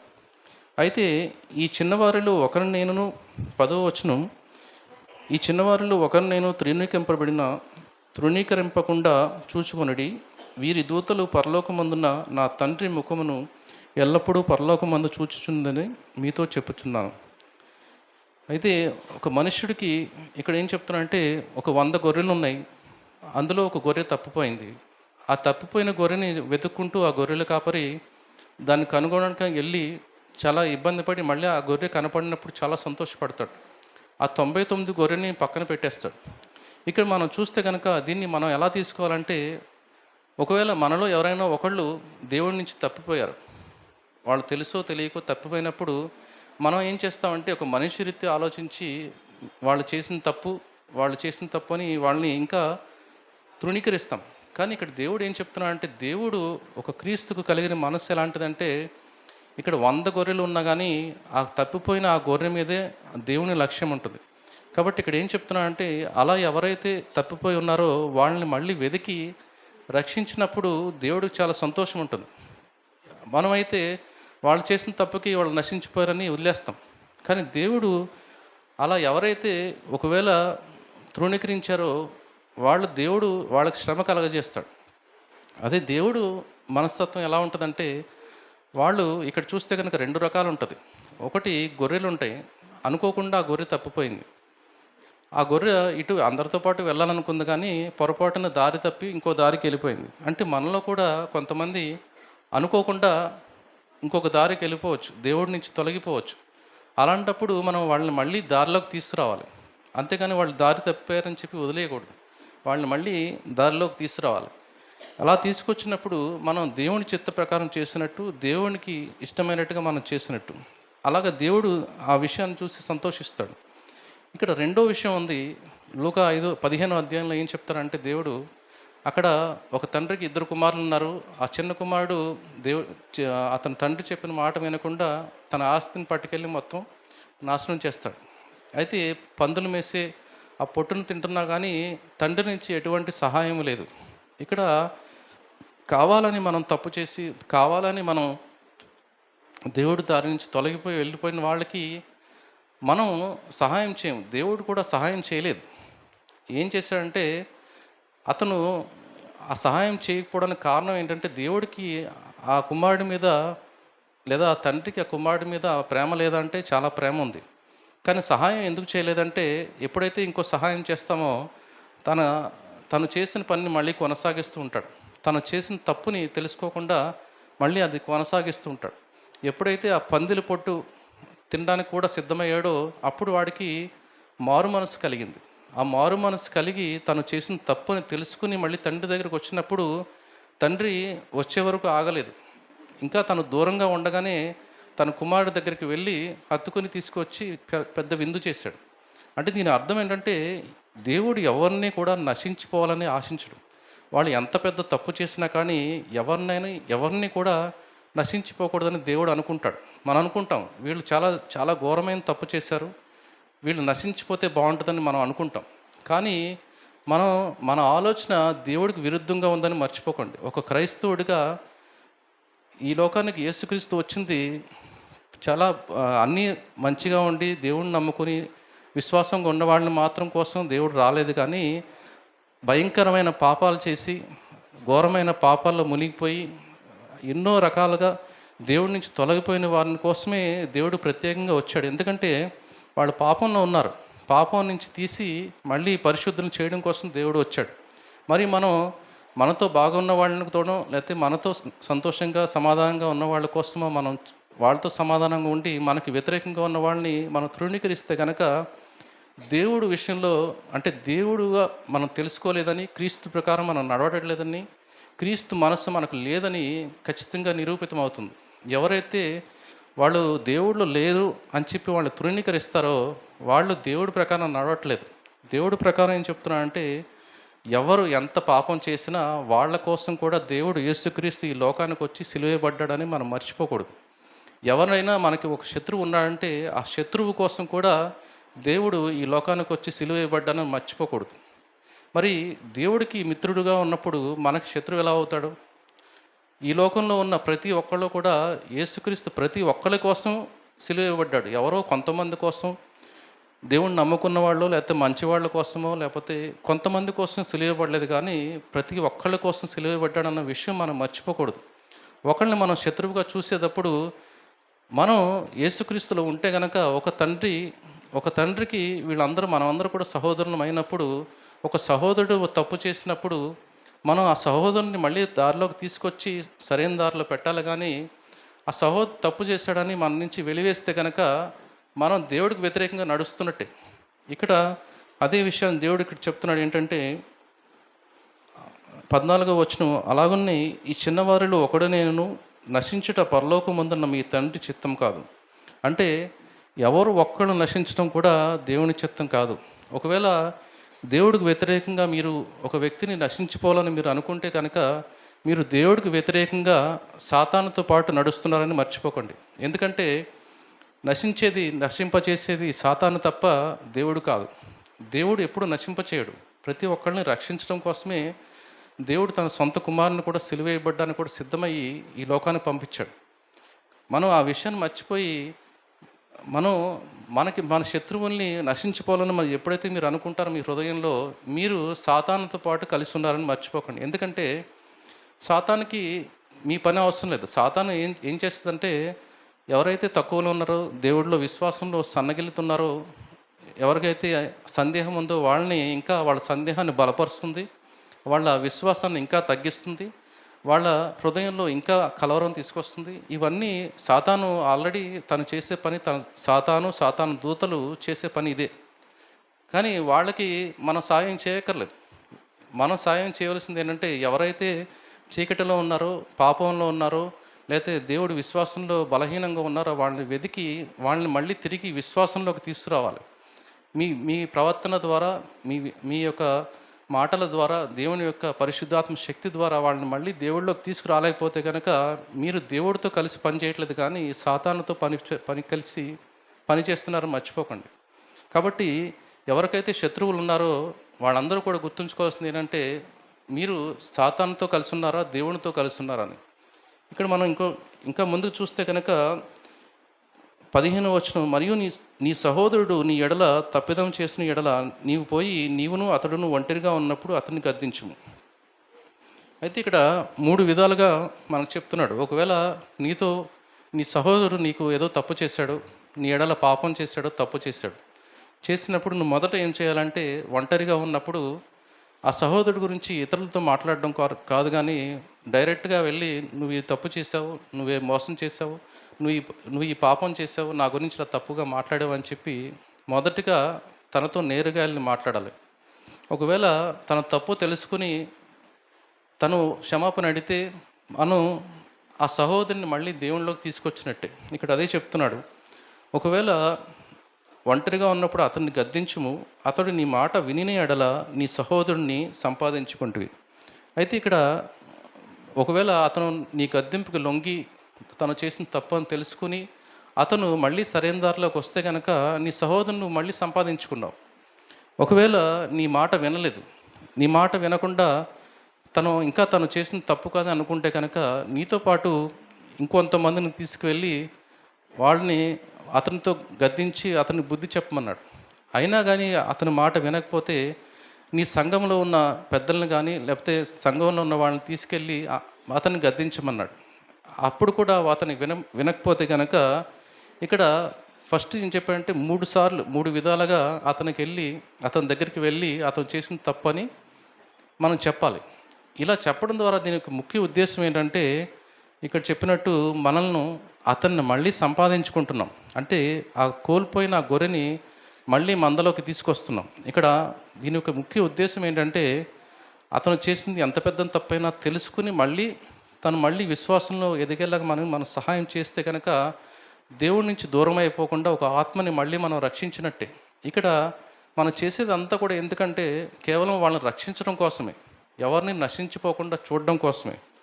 అయితే చివరిగా ఇక్కడ ఏం చెప్పాడంటే ఒకవేళ అతడు సంఘపు మాట వినిన ఎడల అతనిని నీకు అన్యునిగా సుంకరిగాను ఎంచుకొను. చివరికి ఎవరు చెప్పినా ఎంత చెప్పినా అతను మీ మాట వినకపోతే కనుక అతన్ని మీరు అన్యునిగా సుంకరిగా పరిగణించి అతన్ని వదిలిపెట్టమని ఉంది. అయితే ఇక్కడ చాలామంది ఏమనుకుంటారంటే అతన్ని వెలివేసినట్టు అనుకుంటారు. అతన్ని వెలివేయమని దేవుడు ఇక్కడ చెప్పట్లేదు, కానీ ఒక అన్యుడిగా మీరు అతన్ని వదిలేయండి. అన్యుడు అంటే ఏంటంటే దేవుడి గురించి తెలియనివాడు, అంటే దేవుని గురించి దేవుని యొక్క మనస్తత్వం తెలియనివాడు, దేవుడి గురించి తెలియని వాడి కింద మీరు పరిగణించి వాడిని వదిలేయండి అంటున్నాడు. అంతేగాని ఇక్కడ మనం చేయవలసింది ఏంటంటే చివరికి ఇలాంటి పరిస్థితుల్లో కూడా వాడిని మీరు క్షమించి వదిలేయాలి. కానీ మీరు క్షమించకుండా మీ హృదయంలో అతని మీద, ఆ సహోదరుని మీద ఆ కోపం కానీ ఏదైతే ఉందో ఆ ద్వేషం కానీ మీ హృదయంలో ఇంకా ఉంటే కనుక మీరు ఇంకా దేవుడిలో లేరు. ఇక్కడ దేవుడు చెప్పింది ఏంటంటే అతను రక్షించడం కోసం మీరు నానా విధాలుగా 3-4 విధానాల్లో మీరు మీరు చేయండి. అలా చేయడం ద్వారా అతను సంపాదించుకుంటారు. ఒకవేళ అతను ఎంతకీ మాట వినకపోతే అతనికి వదిలేయండి, అతన్ని ఒక అన్యుల్లాగా వదిలేయమని చెప్తున్నాడు. కానీ మీరు చేయవలసింది ఏంటంటే మీరు అతన్ని క్షమించాలంటున్నాడు. ఇక్కడ మనం చూస్తే మీరు ఇక్కడ 18వ వచనం చూస్తే కనుక భూమి మీద మీరు వేటిని బంధింతురో అవి పరలోకంలో బంధింపబడును, భూమి మీద మీరు వేటిని విప్పుదురో అది పరలోకంలో విప్పబడును మీతో నిశ్చయంగా చెప్పుచున్నాను. అయితే మీరు మీలో ఇద్దరు తాము వేడుకొను దేన్ని గూర్చి అయినను భూమి మీద ఏకీభవించిన ఎడల అది పరలోకమందున నా తండ్రి వలన వారికి దొరకునని మీతో చెప్పుచున్నాను. ఇక్కడ మనం చూస్తే కనుక ఈ వాక్యాలు చాలాసార్లు చదువుంటాం. అయితే దీని అర్థం ఏంటంటే ఒక్కోసారి మనం ఎంత చెప్పినా వాడు మాట వినట్లేదంటే వాడు సాతానికి లొంగిపోయి ఉన్నాడు, సాతాను బంధకాల్లో ఉన్నాడని అర్థం. అప్పుడు మనం ఎంత చెప్పినా వాడు మన మాట వినలేదంటే మనం చేయవలసిన నెక్స్ట్ స్టెప్ ఏంటంటే అతని గురించి ప్రార్థన చేయడం. అతని గురించి మనం ప్రార్థన చేయాలి. మనతో పాటు అతను బాగుపడాలి, అతను మళ్ళీ రక్షింపబడాలని ఎవరైతే వాళ్ళ మనసులో అనుకుంటారో అలాంటి వారిని పోగు చేసి వాళ్ళతో అందరూ కలిసి అతని కోసం ప్రార్థన చేయాలి. అప్పుడు దేవుడు మీరు ఎవరైతే ఇలాగా 2-3 నా నామంలో ఏకీభవించి ప్రార్థన చేస్తారో వాళ్ళు ఏదైతే కోరుకుంటారో, వాళ్ళు ఏదైతే ప్రార్థన చేస్తారో వాళ్ళ ప్రార్థన దేవుడు వింటాడని చెప్తున్నాడు. ఇక్కడ ఏంటంటే ప్రార్థన చేసేటప్పుడు ఎవరో ఏదో ఇబ్బందులు ఉన్నారంటే మనం ప్రార్థన చేస్తాం. అయితే మనస్ఫూర్తిగా ఏకీభవించి వాళ్ళు నిజంగా దాని నుంచి బయటపడాలని మనం ఎవరైతే ప్రార్థన చేస్తారో అలా ఏకీభవించి ప్రార్థన చేసినప్పుడు కార్యం జరుగుతుంది. ఇక్కడ మనం చేయాల్సిన ఇంకో స్టెప్ అది అన్నమాట, మనం ప్రార్థన చేయాలి. అయితే ఇక్కడ ఎవరైతే ఏకీభవించకుండా ప్రార్థన చేస్తారో వాళ్ళు 2-3 కాదు, కానీ 200 మంది కలిసినా 2 లక్షల మంది కలిసి ప్రార్థన చేసినా ఆ కార్యం జరగదు. ఎందుకంటే వాళ్ళు ఏకీభవించి ప్రార్థన చేయట్లేదు. ఒక ఇద్దరు బాగుపడాలని, ఒకళ్ళు నశించిపోవాలని ప్రార్థన చేస్తే కనుక ఆ ప్రార్థన దేవుడు వినడు. ఇక్కడ ఇంకా ముందుకు చూస్తే కనుక ఏలైనగా 2-3 నా నామం ఎక్కడ కూడి ఉందరో అక్కడ నేను వారి మధ్యన ఉందునని చెప్పాను. అయితే 21వ వచనం నుంచి దేవుడు మనకి ఒక ఉదాహరణ చెప్తున్నాడు. ఇదంతా చెప్పినప్పుడు పేతురు దీన్ని విని అర్థం చేసుకున్నాడు. ఏం అర్థం చేసుకున్నాడంటే మన సహోదరుడు తప్పు చేసిన ఎడల మన ఎడల తప్పు చేస్తే కనుక మనం క్షమించాలని అర్థం చేసుకున్నాడు. అయితే మరి పేతురు అర్థం చేసుకుని ఏమడిగాడంటే యేసుక్రీస్తుని, నేను ఒక 7 సార్లు తప్పు చేసినప్పుడు 7 సార్లు క్షమిస్తే సరిపోతుందా అని అడిగాడు. అయితే యేసుక్రీస్తు దానికి ఏం చెప్తున్నాడంటే 7 సార్లు కాదు, కానీ 7 మార్లు మట్టుకే కాదు 70 ఏళ్ల మారు మట్టుకని నీతో చెప్పుచున్నాను. ఇక్కడ 7 సార్లు కాదు, కానీ 70 సార్లు తర్వాత ఏం చేయాలంటే మళ్ళీ క్షమించాలి. ఎన్నిసార్లు తప్పు చేసినా కూడా దేవుడు ఇక్కడ ఏం చెప్తున్నాడంటే మళ్ళీ క్షమించాలి.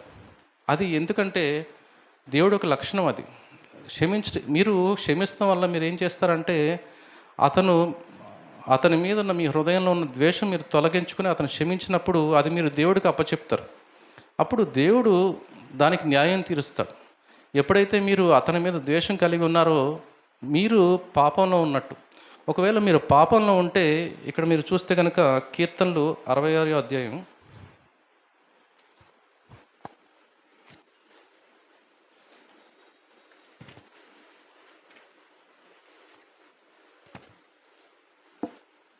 కీర్తనలు 66:18 వచనం.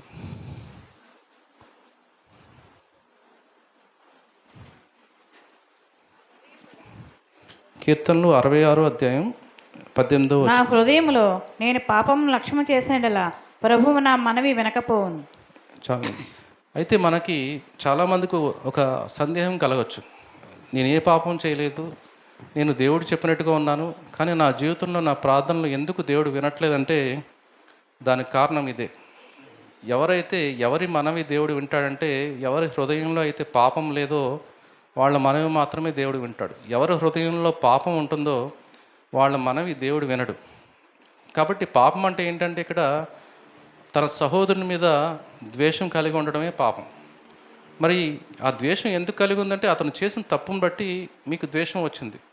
కానీ ఆ ద్వేషాన్ని దేవుడు ఏం చెప్తున్నాడంటే మీరు ఆ తప్పుని మీరు క్షమించండి అంటున్నాడు. క్షమించినప్పుడే దేవుడు మిమ్మల్ని క్షమిస్తాడు, దేవుడు మీ మనవి వింటాడు. మీరు మీ సహోదరుని ద్వేషించకుండా అంటే ఎప్పుడైతే మీరు ప్రేమిస్తారో అప్పుడు దాకా కూడా దేవుడు మీ మాట కానీ మీ ప్రార్థన కానీ వినడు. అది మనం గుర్తుంచుకొని మనం చూడాలి. అయితే ఇక్కడ దేవుడు చెప్పిన మాట చదువుకుని ముగించుకుందాం. 24వ వచనం చదవండి. మత్తయి సువార్త 18:24 వచనం. 23 నుంచి చదవండి. మత్తయి సువార్త 18:23. కావున పరలోక రాజ్యము తన దాసుల యొద్ద లెక్క చూచుకోరిన యొక్క రాజును పోలి ఉన్నది. అతడు లెక్క చూచుకుని మొదలుపెట్టినప్పుడు అతనికి 10,000 తలంతులు అచ్చియున్న ఒకడు అతని యొద్దకు తేబడెను. అప్పుడు అప్పు తీర్చుటకు వాని యొద్ద ఏమీ లేనందున వాని యజమానుడు వాని భార్యను పిల్లలను వానికి కలిగినది యావత్తును అమ్మి అప్పు తీర్చవలనని ఆజ్ఞాపించాను. కాబట్టి ఆ దాసుడు అతని ఎదుట సాగిలపడి మ్రొక్కి, నా ఎడల ఓర్చుకునుము, నీకు అంతయు చెల్లింతునని చెప్పగా ఆ దాసుని యజమానుడు కనికిరపడి వానిని విడిచిపెట్టి వాని అప్పు క్షమించాను. అయితే ఆ దాసుడు బయటకు వెళ్ళి తనకు 100 దేనారములు అచ్చియున్న తన తోటి దాసుల్లో ఒకని చూచి వాని గొంతు పట్టుకుని, నీవు అచ్చియున్నది చెల్లింపుమనెను. అందుకు వాని తోడిదాసుడు సాగిలపడి, నా ఎడల ఓర్చుకొనుము, నీకు చెల్లించదనని వానిని వేడుకొనెను. గాని వాడు ఒప్పుకొనక అచ్చియున్నది చెల్లించు వరకు వాని చెరసాల్లో వేయించాను. కాగా వాని తోడి దాసులు జరిగినది చూచి మిక్కిలి దుఃఖపడి వచ్చి జరిగినదంతయు తమ యజమానునికి వివరముగా తెలిపిరి. అప్పుడు వాని యజమానుడు వానిని పిలిపించి, చెడ్డ దాసుడా, నీవు నన్ను వేడుకుంటివి గనుక నీ అప్పంతయు క్షమించి తిని నేను నిన్ను కనుకరించిన ప్రకారము నీవును నీ తోడుదాసుని కరుణింపవలసి ఉండెను కదా అని వానితో చెప్పాను. అందుచేత వాని యజమానుడు కోపపడి తనకు అచ్యునది అంతయు చెల్లించే వరకు బాధపరచు వారికి వాని అప్పగించాను. మీలో ప్రతివాడును. అయితే ఇక్కడ మనం చూస్తే కనుక ఇది యేసుక్రీస్తు చెప్పిన ఉదాహరణ. ఒక రాజు తనకు రావాల్సిందంతా లెక్క చూసుకున్నప్పుడు ఒక వ్యక్తి అతనికి ఎంత అప్పు ఉన్నాడంటే 15,000 తలాంతులు, 10,000 తలాంతులు. ఒక తలాంత్ అంటే ఇక్కడ ఇంకొక చోట నేను తెలుసుకున్నప్పుడు ఏంటంటే, ఒక తలాంత్ అంటే ఒక అతను సపోజ్ ఇప్పుడు అతను ఒక సంవత్సరంలో ఎంత సంపాదిస్తాడో ఆ సంవత్సరంలో అతనికి వచ్చిన ఆదాయం అంతా ఒక తలాంత్ అనుకుంటే, అలాగా దాన్ని ఒకవేళ 15 సార్లు అంటే 15 రెట్లు అంటే ఒక సంవత్సరంలో అతను 1,00,000 రూపాయలు సంపాదిస్తే కనుక దానికి 15 రెట్లు ఎంత అంటే 15 లక్షలు. ఇలా 15 లక్షలు దాన్ని 10,000తో గుణించినప్పుడు అది ఎంత అంటే 1,50,000. అంటే ఒక వ్యక్తి తన జీవితకాలం ఎంత అంటే 100 సంవత్సరాలు. అతను చేసిన అప్పు ఎంత ఉందంటే 1,50,000 సంవత్సరాలు అతను సంపాదిస్తే కానీ తీరనంత అప్పు ఉంది. అంటే ఆ రాజు దగ్గరికి వచ్చి వేడుకుంటాడు. ఆ రాజు దగ్గరికి వచ్చి వేడుకున్నప్పుడు దీన్ని ఎలాగైనా నేను తీరుస్తాను అంటాడు. అయితే ఆ రాజు దీన్ని చూసి 1,50,000 సంవత్సరాలు ఒక వ్యక్తి ఎక్కడ ఉంటాడు, అతను వంశావళి మొత్తం చూసుకున్నా కూడా ఆ అప్పు ఎప్పటికీ తీరదు. మరి ఇంత పెద్ద అప్పుని తీరుస్తా అన్నప్పుడు ఎలా ఒప్పుకున్నాడు అంటే, సర్లే అని చెప్పి అతను క్షమించి వదిలేశాడు. కానీ ఇతను వెళ్ళి ఏం చేశాడంటే, అతనికి 100 దేనారములు అంటే దేనారం అంటే ఒక నెలకి ఒక 3 నెలలకి ఎంత సంపాదిస్తాడో ఒక వ్యక్తి తన జీతంలో 3 నెలలు ఎంత సంపాదిస్తాడో అంత అప్పు ఉన్నాడు. అతను ఎంత అప్పు ఉన్నాడంటే 1,50,000 సంవత్సరాలు బతికితే ఎంత జీతం సంపాదిస్తాడో అంత అప్పున్నాడు. ఇతను 3 నెలలకి అతని జీతం ఎంత ఉందో అంత అప్పున్నాడు. ఇతను వచ్చినప్పుడు క్షమించమని అడిగినప్పుడు అతను తన గొంతు పట్టుకుని ఏం చెప్పాడంటే, నువ్వు ఎలాగైనా సరే చెల్లించవలసిందని, నేను క్షమించనని చెప్పి అతను చెరసాల్లో వేయించాడు. ఈ విషయం రాజుకి తెలిసింది. రాజు తెలిసినప్పుడు, నీకున్న ఎంత పెద్ద మొత్తంలో ఉన్న అప్పుని నేను క్షమించాను, నీ మీద నేను కరుణ చూపించాను, నువ్వు చేసిన పని ఏంటంటే ఈ చిన్న అప్పుని నువ్వు ఎందుకు క్షమించలేకపోయావు. మరి అతను కూడా అదే ఇబ్బందులు ఉన్నాడు, కానీ అతను ఎందుకు ఈ పని చేయలేదు అని చెప్పి ఇక్కడ మనం చూస్తే కనుక వాడు చెరసాల్లో వేయించాడు. ఇక్కడ రాజు తర్వాత ఏం చేశాడంటే, అందుచేత వాని యజమానుడు కోపపడి తనకు అచ్చి ఉన్నది అంతయు చెల్లించే వరకు బాధపరచువానికి వాడిని అప్పగించాను.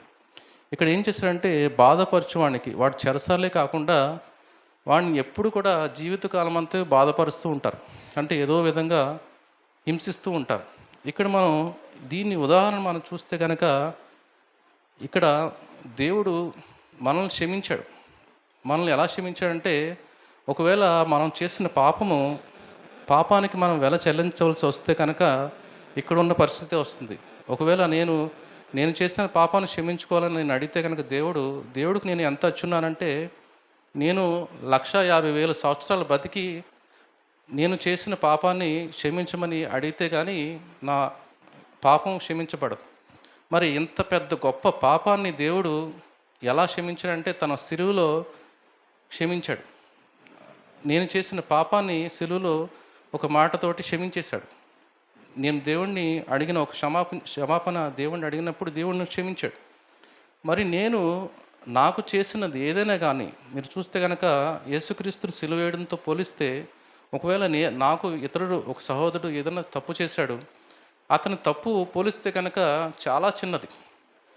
అంటే మనం ఎలా పోల్చుకోవాలంటే, యేసుక్రీస్తు మనల్ని ఎంత పెద్ద పాప భారం నుంచి, మన భారం ఎంత గొప్పదంటే, మనం కొన్ని యుగాలు కూడా మన శరీరంతో కాలవలసిన ఆ నరకాగ్ని నుంచి మనం తప్పించాడు. దీనికి వెల మీరు ఎంత చెల్లిస్తారు?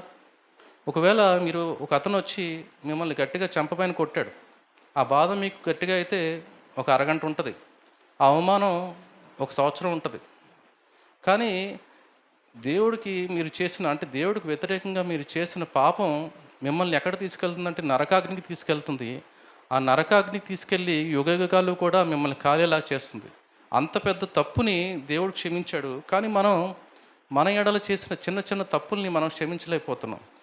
మరి చివరికి ఇక్కడ ఏం చెప్తున్నాడంటే మనం తెలుసుకోవాల్సింది, ఒకవేళ మీరు క్షమించకుండా కూడా ఉండవచ్చు, కానీ ఒకవేళ మీరు క్షమించకపోతే కనుక ఇక్కడ జరిగేది ఏంటో చెప్తున్నాడు. 35వ వచనం, మీలో ప్రతివాడును తన సహోదరుని హృదయపూర్వకంగా క్షమింపని ఎడల నా పరలోకపు తండ్రియు ఆ ప్రకారమే మీ ఎడల చేయుననెను. అయితే మీరు తెలుసుకోవాల్సింది ఏంటంటే, ఎవరైతే మీరు తప్పు చేసిన వారిని క్షమించకుండా ఉంటారో, ఇక్కడ యేసుక్రీస్తు కొత్త నిబంధన కాలంలో మనం ఉన్నాం కాబట్టి మనం చాలా కష్టపడాలి. ఎలా కష్టపడాలంటే, పాత నిబంధన కాలంలో అయితే అతను ఒకవేళ తప్పు చేశాడు, క్షమాపణ అడిగాడు, క్షమించని వెళ్ళిపో అంటాం.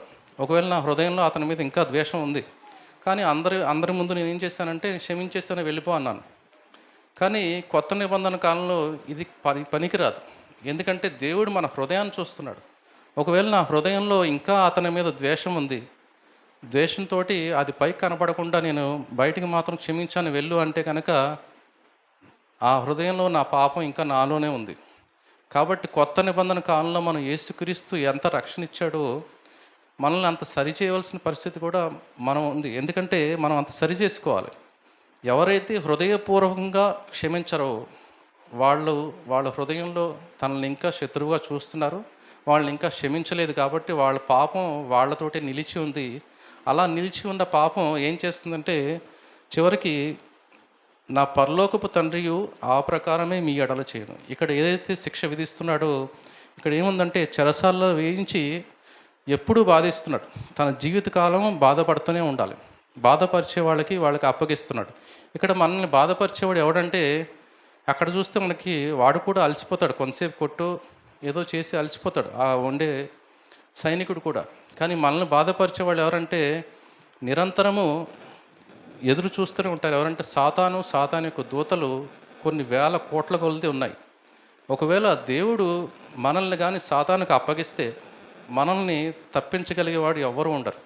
మీరు ఒకవేళ ఇంకా మీ హృదయంలో ఇతరుల పట్ల ద్వేషం కానీ శత్రుత్వం కానీ మీలో నిలిచి ఉంటే కనుక మిమ్మల్ని దేవుడు ఎవరికి అప్పగిస్తున్నాడంటే సాతానుకు అప్పగిస్తున్నాడు. సాతానుకు అప్పగిస్తే అది ఎలా ఉంటుంది అనేది మన యోబు చరిత్ర మొత్తం చూడొచ్చు. ఒక మొదటి అధ్యాయం చూస్తేనే ఒకే రోజులో మొత్తం అన్నీ కోల్పోతాడు. ఆస్తులు కోల్పోతాడు, వాళ్ళ సన్నిహితులను కోల్పోతాడు, పిల్లల్ని కోల్పోతాడు, చివరికి అన్నీ కోల్పోతాడు. ఎందుకంటే ఇంకా మీరు చూస్తే కనుక యోబు మీద సాతానుకు అధికారం ఇచ్చాడు, కానీ తన ప్రాణాన్ని ముట్టొద్దన్నాడు. అయితే ఇంకా కూడా దేవునికి కృప మొత్తం పోలేదు యోబు దగ్గర నుంచి. అలా ఇక్కడ చూస్తే కనుక ఒకవేళ దేవుడు మొత్తానికి మనల్ని సాతానుకు అప్పగిస్తే కనుక అది ఎలా ఉంటుంది అనేది మనం చెప్పలేం. కాబట్టి ఈ అధ్యాయంలో మనం తెలుసుకోవాల్సింది ఏంటంటే, మొదట మనం చదువుకున్నట్టు చిన్నపిల్లలు ఎలాగుంటారో అలాగే మనం ఎవరి పట్ల కూడా ద్వేషం కానీ అసూయ కానీ ఏది కలిగి ఉండకుండా ప్రతి ఒక్కరిని సమానంగా చూస్తూ మనల్ని మనం తగ్గించుకుంటూ దేవుడు మనకి ఎలా జీవించమని చూపించాడో యేసుక్రీస్తు ద్వారా అలా మనం జీవిస్తే కానీ ఇతరుల్ని వాళ్ళు చేసిన తప్పుల్ని మనం క్షమించి ఎవరైతే దారి తప్పిపోతున్నారో వాళ్ళని మళ్ళీ దారికి తీసుకొచ్చి వాళ్ళని సరైన దారిలో పెట్టే వరకు మీరు ఎప్పుడైతే ప్రార్థన చేస్తారో వాళ్ళ కోసం మీ సమయాన్ని వెచ్చిస్తారో, ఎవరైతే దేవుడు చెప్పినట్టుగా అందరినీ క్షమిస్తూ మనస్ఫూర్తిగా క్షమిస్తూ ఉంటారో వాళ్ళు మాత్రమే పరలోక రాజ్యానికి అర్హులు. మొదటిది. అప్పుడు మీరు ఇంకా తగ్గించుకొని ఉంటే కనుక ఇంకా పరలోక రాజ్యంలో గొప్ప స్థానానికి మనం చేరుకోవచ్చు. కాబట్టి ఈరోజు నేను చెప్పాలనుకున్నది ఏంటంటే, ఎవరి హృదయంలో అయితే ఇంకా ఇతరుల పట్ల ద్వేషం అసూయ ఏవైతే కలిగి ఉన్నారో, ఇతరులని దేవుడికి దూరం చేస్తున్నారో, వాళ్ళ మాటల ద్వారా వాళ్ళ చేతల ద్వారా ఎవరినైతే అభ్యంతరపరుస్తున్నారో, మీ అందరికీ ఒక హెచ్చరిక ఏంటంటే, దేవుడు మిమ్మల్ని డైరెక్ట్గా దేవుడు స్వయంగా సాతానుకు అప్పగిస్తాడు. సాతానుకు అప్పగించిన తర్వాత మిమ్మల్ని ఎవరూ రక్షించలేరు. కాబట్టి మనం తెలుసుకోవాల్సింది ఏంటంటే, ఎంత ఘోర తప్పులు చేసినా కానీ మనం క్షమించాలి. క్షమించలేకపోతే వాళ్ళకి నష్టం కాదు, మనకు నష్టం. అది మనం తెలుసుకుని మనం ఆ ప్రకారం జీవించాలని కోరుకుంటున్నాను. చిన్న ప్రార్థనతో ముగించుకుందాం.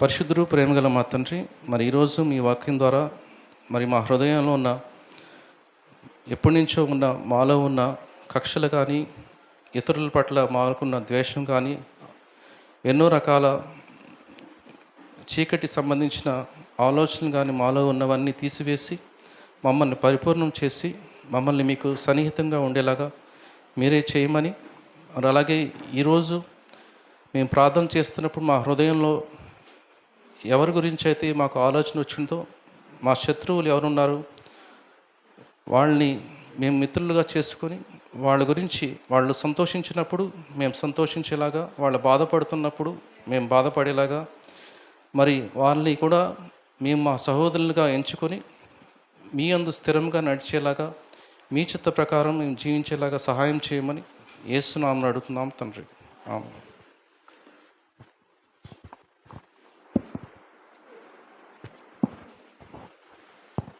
నా నావలో యేసు నీవుండగా, నా నావలో యేసు నీవుండగా, నన్నెవరు ఆపలేరుగా, నన్నెవరు ఆపలేరుగా. పెను తుఫానులే సుడిగాలులే, పెను తుఫానులే, సుడిగాలులే, నా నావను ఆపలేవుగా, నా నావను తాకలేవుగా. దేవుని స్తోత్రం. మరి కొంత ఎక్కువ సమయాన్ని దేవుడు వాడుకున్నాడు. కొంచెం తొందరగా నేను 2 మాటలు, అంటే కూరలో అన్నీ ఉండాలి కదా, మీకు కూర చాలా బాగుంది కానీ ఇంకా కొద్దిగా ఉప్పు వేయండి అన్నట్టు వచ్చాను నేను. హెచ్కేలు 37 తొందరగా 10 నిమిషాల్లో ముగించేస్తున్నాము టైం ప్రకారం. హెచ్కేలు 37 అధ్యాయం 25వ వచనం. హెచ్కేలు 37:25. మీ పితరులు నివసించినట్లు నా సేవకుడైన యాకోబుకును నేను ఇచ్చిన దేశంలో వారు నివసింతురు, వారి పిల్లలను వారి పిల్లల పిల్లలను అక్కడ నిత్యము నివసింతురు. నా సేవకుడైన దావీదు ఎల్లకాలము వారికి అధిపతి అయి ఉండును. నేను వారితో సమానార్థమైన నిబంధన చేసేదను, అది నాకును వారికి నేను నిత్య నిబంధనగా ఉండును. నేను వారిని స్థిరపరచెదను, వారిని విస్తరింపచేసి వారి మధ్య నా పరిశుద్ధ స్థలమును నిత్యము ఉంచెదను. నా మందిరము వారికి పైగా నుండును, నేను వారికి దేవుడనై ఉందును, వారు నాకు జనులై ఉందురు. మరియు వారి మధ్య నా పరిశుద్ధ స్థలం నిత్యము ఉండుటను బట్టి యెహోవానైన నేను ఇశ్రాయేలీయులకు పరిశుద్ధపరచబడని అన్యజనులు తెలుసుకుందరు. ఇర్మియా గ్రంథం 32వ అధ్యాయం 38వ వచనం. ఇర్మియా 32:38. త్వరగా చూడాలి, టైం లేదు. 38వ వచనం. వారు నాకు ప్రజలై ఉందురు, నేను వారికి దేవుడనై ఉందును. మరియు వారికిని వారి కుమారులకును మేలు కలుగుటకై వారు నిత్యము నాకు భయపడినట్లు నేను వారికి ఏక హృదయమును ఏక మార్గమును దయచేయదును. నేను వారికి మేలు చేయటం ఆనుకున్నట్లు నిత్యమైన నిబంధనను వారితో చేయుచున్నాను. వారు నన్ను విడవకున్నట్లు వారి హృదయములలో నా ఎడల భయభక్తులు పుట్టించేదను. వారికి మేలు చేయుటకు వారి యందు ఆనందించుచున్నాను. నా పూర్ణ హృదయముతోనూ నా పూర్ణ ఆత్మతోనూ ఈ దేశములో నిశ్చయముగా వారిని నాటెదను. 2 కొరింథీ 6వ అధ్యాయం 2 కొరింథీ 6వ అధ్యాయం 18వ వచనం. 2 కొరింథీ 6:18. జీవము గల దేవుని ఆలయమై ఉన్నాను, అందుకు దేవుడు ఇలాగ సెలవిచ్చుచున్నాడు, నేను వారిలో నివసించి సంచరింతును, నేను వారి దేవుడనై ఉందును, వారు నాకు ప్రజలై ఉందురు. కావున మీరు వారి మధ్య నుండి బయలువెడలి ప్రత్యేకముగా ఉండి అపవిత్రమైన దాన్ని ముట్టకూడని ప్రభు చెప్పుచున్నాడు. మరియు నేను మిమ్మల్ని చేర్చుకుందును, మీరు మీకు తండ్రిని ఎందును, మీరు నాకు కుమారులను కుమార్తెలను ఎందుని సర్వశక్తిగల ప్రభు చెప్పుచున్నాడు. 3 అధ్యాయాల్లో నుంచి కూలంకుషంగా ఒక ప్రధానమైన మాట ఏంటంటే, నేను మీకు తండ్రిని, మీరు నాకు పిల్లలు. ఇది గుర్తుపెట్టుకోండి. మీరు సుబ్బారావుకో అప్పారావుకో వెంకట్రావుకో పిల్లలు కావచ్చు, మీరు కమ్మవారు కావచ్చు, కాపులు కావచ్చు, ఇంకొకరి క్యాస్ట్ కావచ్చు. కానీ మీరందరూ కూడా ఎప్పుడైతే రక్షణ పొందారో మీరందరూ దేవుని పిల్లలు. ఈ మాట మీరు బలంగా గుర్తుపెట్టుకోండి. పెళ్ళిళ్ళు చేసుకోండి, దినాలు రకరకాలుగా కులాల ప్రకారం చేసుకోండి, మా ఓడు మీ ఓడు అని బాగా సంతోషపడండి. అది బయట. దేవుని మందిరంలో కులాలకు కానీ మతాలకు కానీ ఎత్తుకి లావుకి కానీ ఎరుపుకి పొట్టికి కానీ ప్రాధాన్యత ఉండదు. దేవుడు యేసు నామములో రక్షణ పొందిన వారందరూ దేవుడి పిల్లలు, అంతే.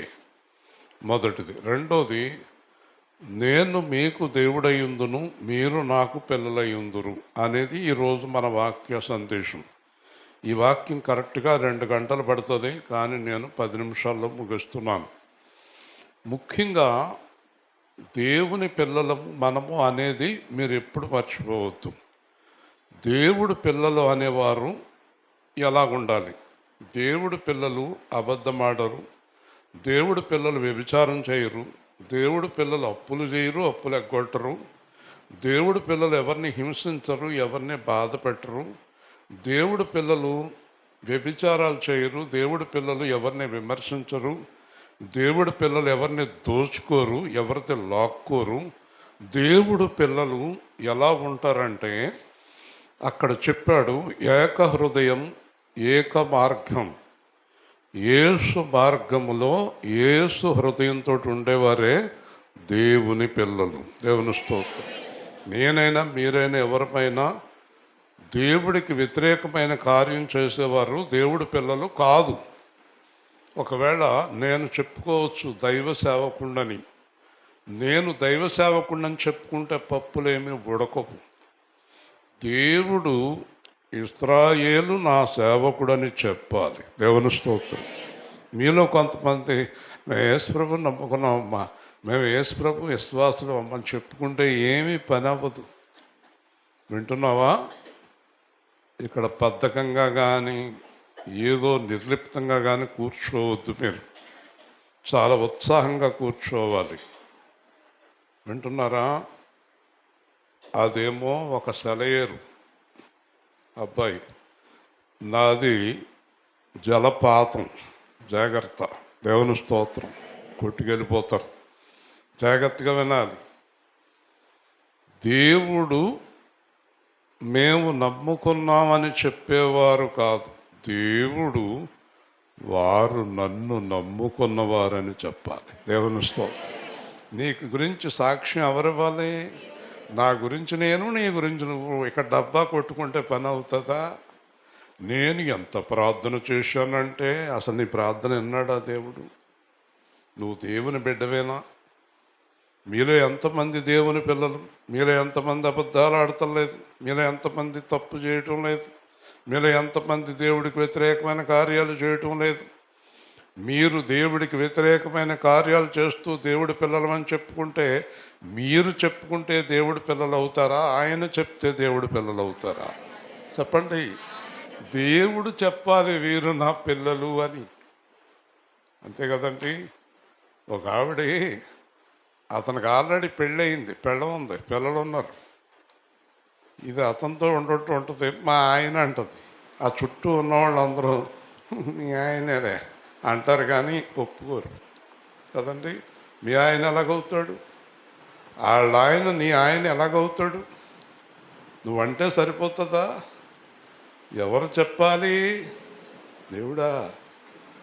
దేవుడు కాదు, మొదటి భార్య చెప్పాలి. ఆవిడ కూడా మా ఆయనకి ఆవిడే అని. ఏ భార్య చెప్తుంది? దిక్కుమాలింది, పనికి మాలింది తప్ప మంచిది ఎవరు చెప్పరు. అంతే కదా. దేవుడి విషయం తర్వాత, ముందు ఆ పెళ్ళం చెప్పాలి. అది కూడా మా ఆయనకి పెళ్ళమే చెప్తుందా? పుత్త పోరంపోకుది కూడా చెప్పదు నాకు తెలిసినంతవరకు. చెప్తుందా? పోనీ ఏ మగోడైనా మా ఆవిడికి ఆయన కూడా మగుడే అని చెప్తాడా? ఏమో చెప్తారేమో. ఒక 6 ఏళ్ళు చెప్పినా ఆయన ఒప్పుకోవాలి కదా. ఇది తర్వాత విషయం కదా. మొన్న ప్రకాష్ చెప్తున్నాడు, ఆయన కూడా మా ఆయనే అంటారండి, ఆవిడ కూడా మా ఆవిడే అంటారా? కాదట, ఆమె నా భార్య, అతడు నా భర్త. అలాగే నువ్వు ఆయన నా తండ్రి అన్నప్పుడు దేవుడు వారు నా పిల్లలు అని చెప్పాలి. హల్లెలూయా. దేవుడు ఎవరినైతే పిల్లలుగా అంగీకరించాడో వారే దేవుని పిల్లలు, వారే దేవుని పిల్లలు. మనం చదువుకున్న భాగాలన్నింటిలోని కూడా వారిని స్థిరపరిచేదను, విస్తరింపచేసేదను. ఈ రోజున నేను ముగించే ముందు చెప్తున్నాను, కీర్తన వింటున్నావా? ఎక్కడో పెట్టొద్దు మైండు, ఇక్కడ పెట్టు. జీవితాలు ఎగిరిపోతున్నాయి సరిగ్గా లేక, బ్రతుకులు పాడైపోతున్నాయి. వెనకాల తల్లిదండ్రులు గగ్గోలు పెడుతున్నారు, నా కూతురికి మొగుడు లేడు, నా కొడుక్కి పెళ్ళం లేదు. ఏడుస్తున్నారు పెద్దోళ్ళు వెనకాల, ఇష్టం వచ్చినట్టుగా ఉంటున్నారు మీరు ఇక్కడ.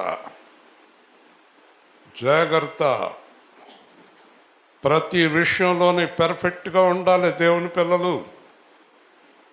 ఎందుకు నా జీవితం ఎలాగైంది? నేను స్థిరపరిచేదను, విస్తరింపచేసేదను. ఎవడైనను యేసుక్రీస్తునందున్న ఎడల నూతన సృష్టి, పాతవి గతించను. యేసుక్రీస్తులో ఉండే కుటుంబము, యేసుక్రీస్తు చేత ఆశ్చర్యదింపబడిన కుటుంబము ఎలా ఉండాలి? అప్పుల, గొడవల, తిట్ల, బూతుల, మోసాల, తగాల, కోర్టుల, మొగుడు పెళ్ళాల గొడవల, పిల్లల గొడవల ఎందుకుంటున్నారు? యేసుక్రీస్తు పిల్లలుగా మీరు జీవించకపోవటమే కారణం. దేవుని స్తోత్రం. యేసుక్రీస్తు మీకు తండ్రిగా లేకపోవటమే కారణం. బయట ఎందుకు అవమానం తీసుకొస్తున్నారు దేవుడి నామానికి? మీకు ఎవరిచ్చారు హక్కు? మీ ఇష్టం వచ్చినట్టు జీవించడానికి మీకు హక్కు ఎవరిచ్చారు? దేవుడిచ్చాడా? ఏం చెప్పాడు దేవుడు? మీరు నా సొత్తు, మీ ఇష్టం వచ్చినట్టు జీవించడానికి వేరు లేదు. అందుకే చెప్తున్నాను, నేనైనా మీరైనా ఎవరమైనా తప్పు చెయ్యాలి అన్న భావన మనలో ఉంటే దేవుణ్ణి విడిచిపెడతాం. ఈ రోజు నుంచి నువ్వు నాకు తండ్రివి కాదు, నేను నీకు బిడ్డను కాదని ధైర్యంగా దేవుడితో చెప్పి మీ ఇష్టం వచ్చినట్టు బ్రతకండి. దేవుని స్తోత్రం. ఒకవేళ మీరు మారు మనసు పొంది జీవించాలనుకుంటే దేవుడితో చెప్పండి, తండ్రి నేను నీ కుమారుణ్ణి అని గుండెల మీద చెయ్యేసుకుని చెప్పండి. హల్లెలూయా. గుండెల మీద చెయ్యేసుకుని నీ కుమార్తెనని చెప్పండి. ఆ ధైర్యం, ఆ అధికారం ఎవరికి ఉంటుందో తెలుసా? యేసుక్రీస్తులాగా జీవించే వారికి మాత్రమే. హల్లెలూయా. అర్థమైంది మీకు? ఎందుకు వస్తున్నాయండి శోధనలు ఇంట్లో? ఎందుకు వస్తున్నాయండి గొడవలు ఇంట్లో? You are not living in Jesus. యేసుక్రీస్తులో నువ్వు లేవు. ఉన్నాను అనుకుంటున్నావు. నువ్వేమనుకుంటున్నావు అంటే కొంచెంసేపు బుడపక్కల ప్రార్థన చేసేసి, వాక్యాన్ని వినేసి, తప్పట్లు కొట్టేసి, ఆ డబ్బాలో ఉన్న సంచిలోని డబ్బులు పాడేసి, నేను కరెక్ట్గా కానుకలు ఇచ్చేస్తున్నాను, కరెక్ట్గా ప్రార్థన చేసేస్తున్నాను, కరెక్ట్గా ఉపవాసం చేసేస్తున్నాను, కరెక్ట్గా దేవుడి మందిరానికి వెళ్ళిపోతున్నాను, నేను చాలా కరెక్టు అని నువ్వు అనుకుంటే ఎలాగా? నువ్వు కరెక్టో కాదో చెప్పవలసింది ఎవరు? దేవుడు. నీ చుట్టూ ఉన్నవాళ్ళు అవునా కాదా? నీ చుట్టూ ఏ సాక్ష్యం ఉండాలి? మంచి సాక్ష్యం ఉండాలి. అవునమ్మా, ఆవిడ దేవుడి బిడ్డ, ఆయన దేవుని బిడ్డ. ఆ పిల్లలు చూడండి ఎంత ముచ్చటగా ఉన్నారో, ఆ కుటుంబం చూడండి ఎంత చక్కగా ఉన్నారో, వాళ్ళ ప్రార్థనా జీవితం చూడండి, ఆ భార్య భర్తలను చూడండి ఎంత చక్కగా ఉన్నారో. ఎంత ప్రశాంతముగా ఉన్నారో, ఇంట్లో ఉన్నారో లేదో తెలియదు.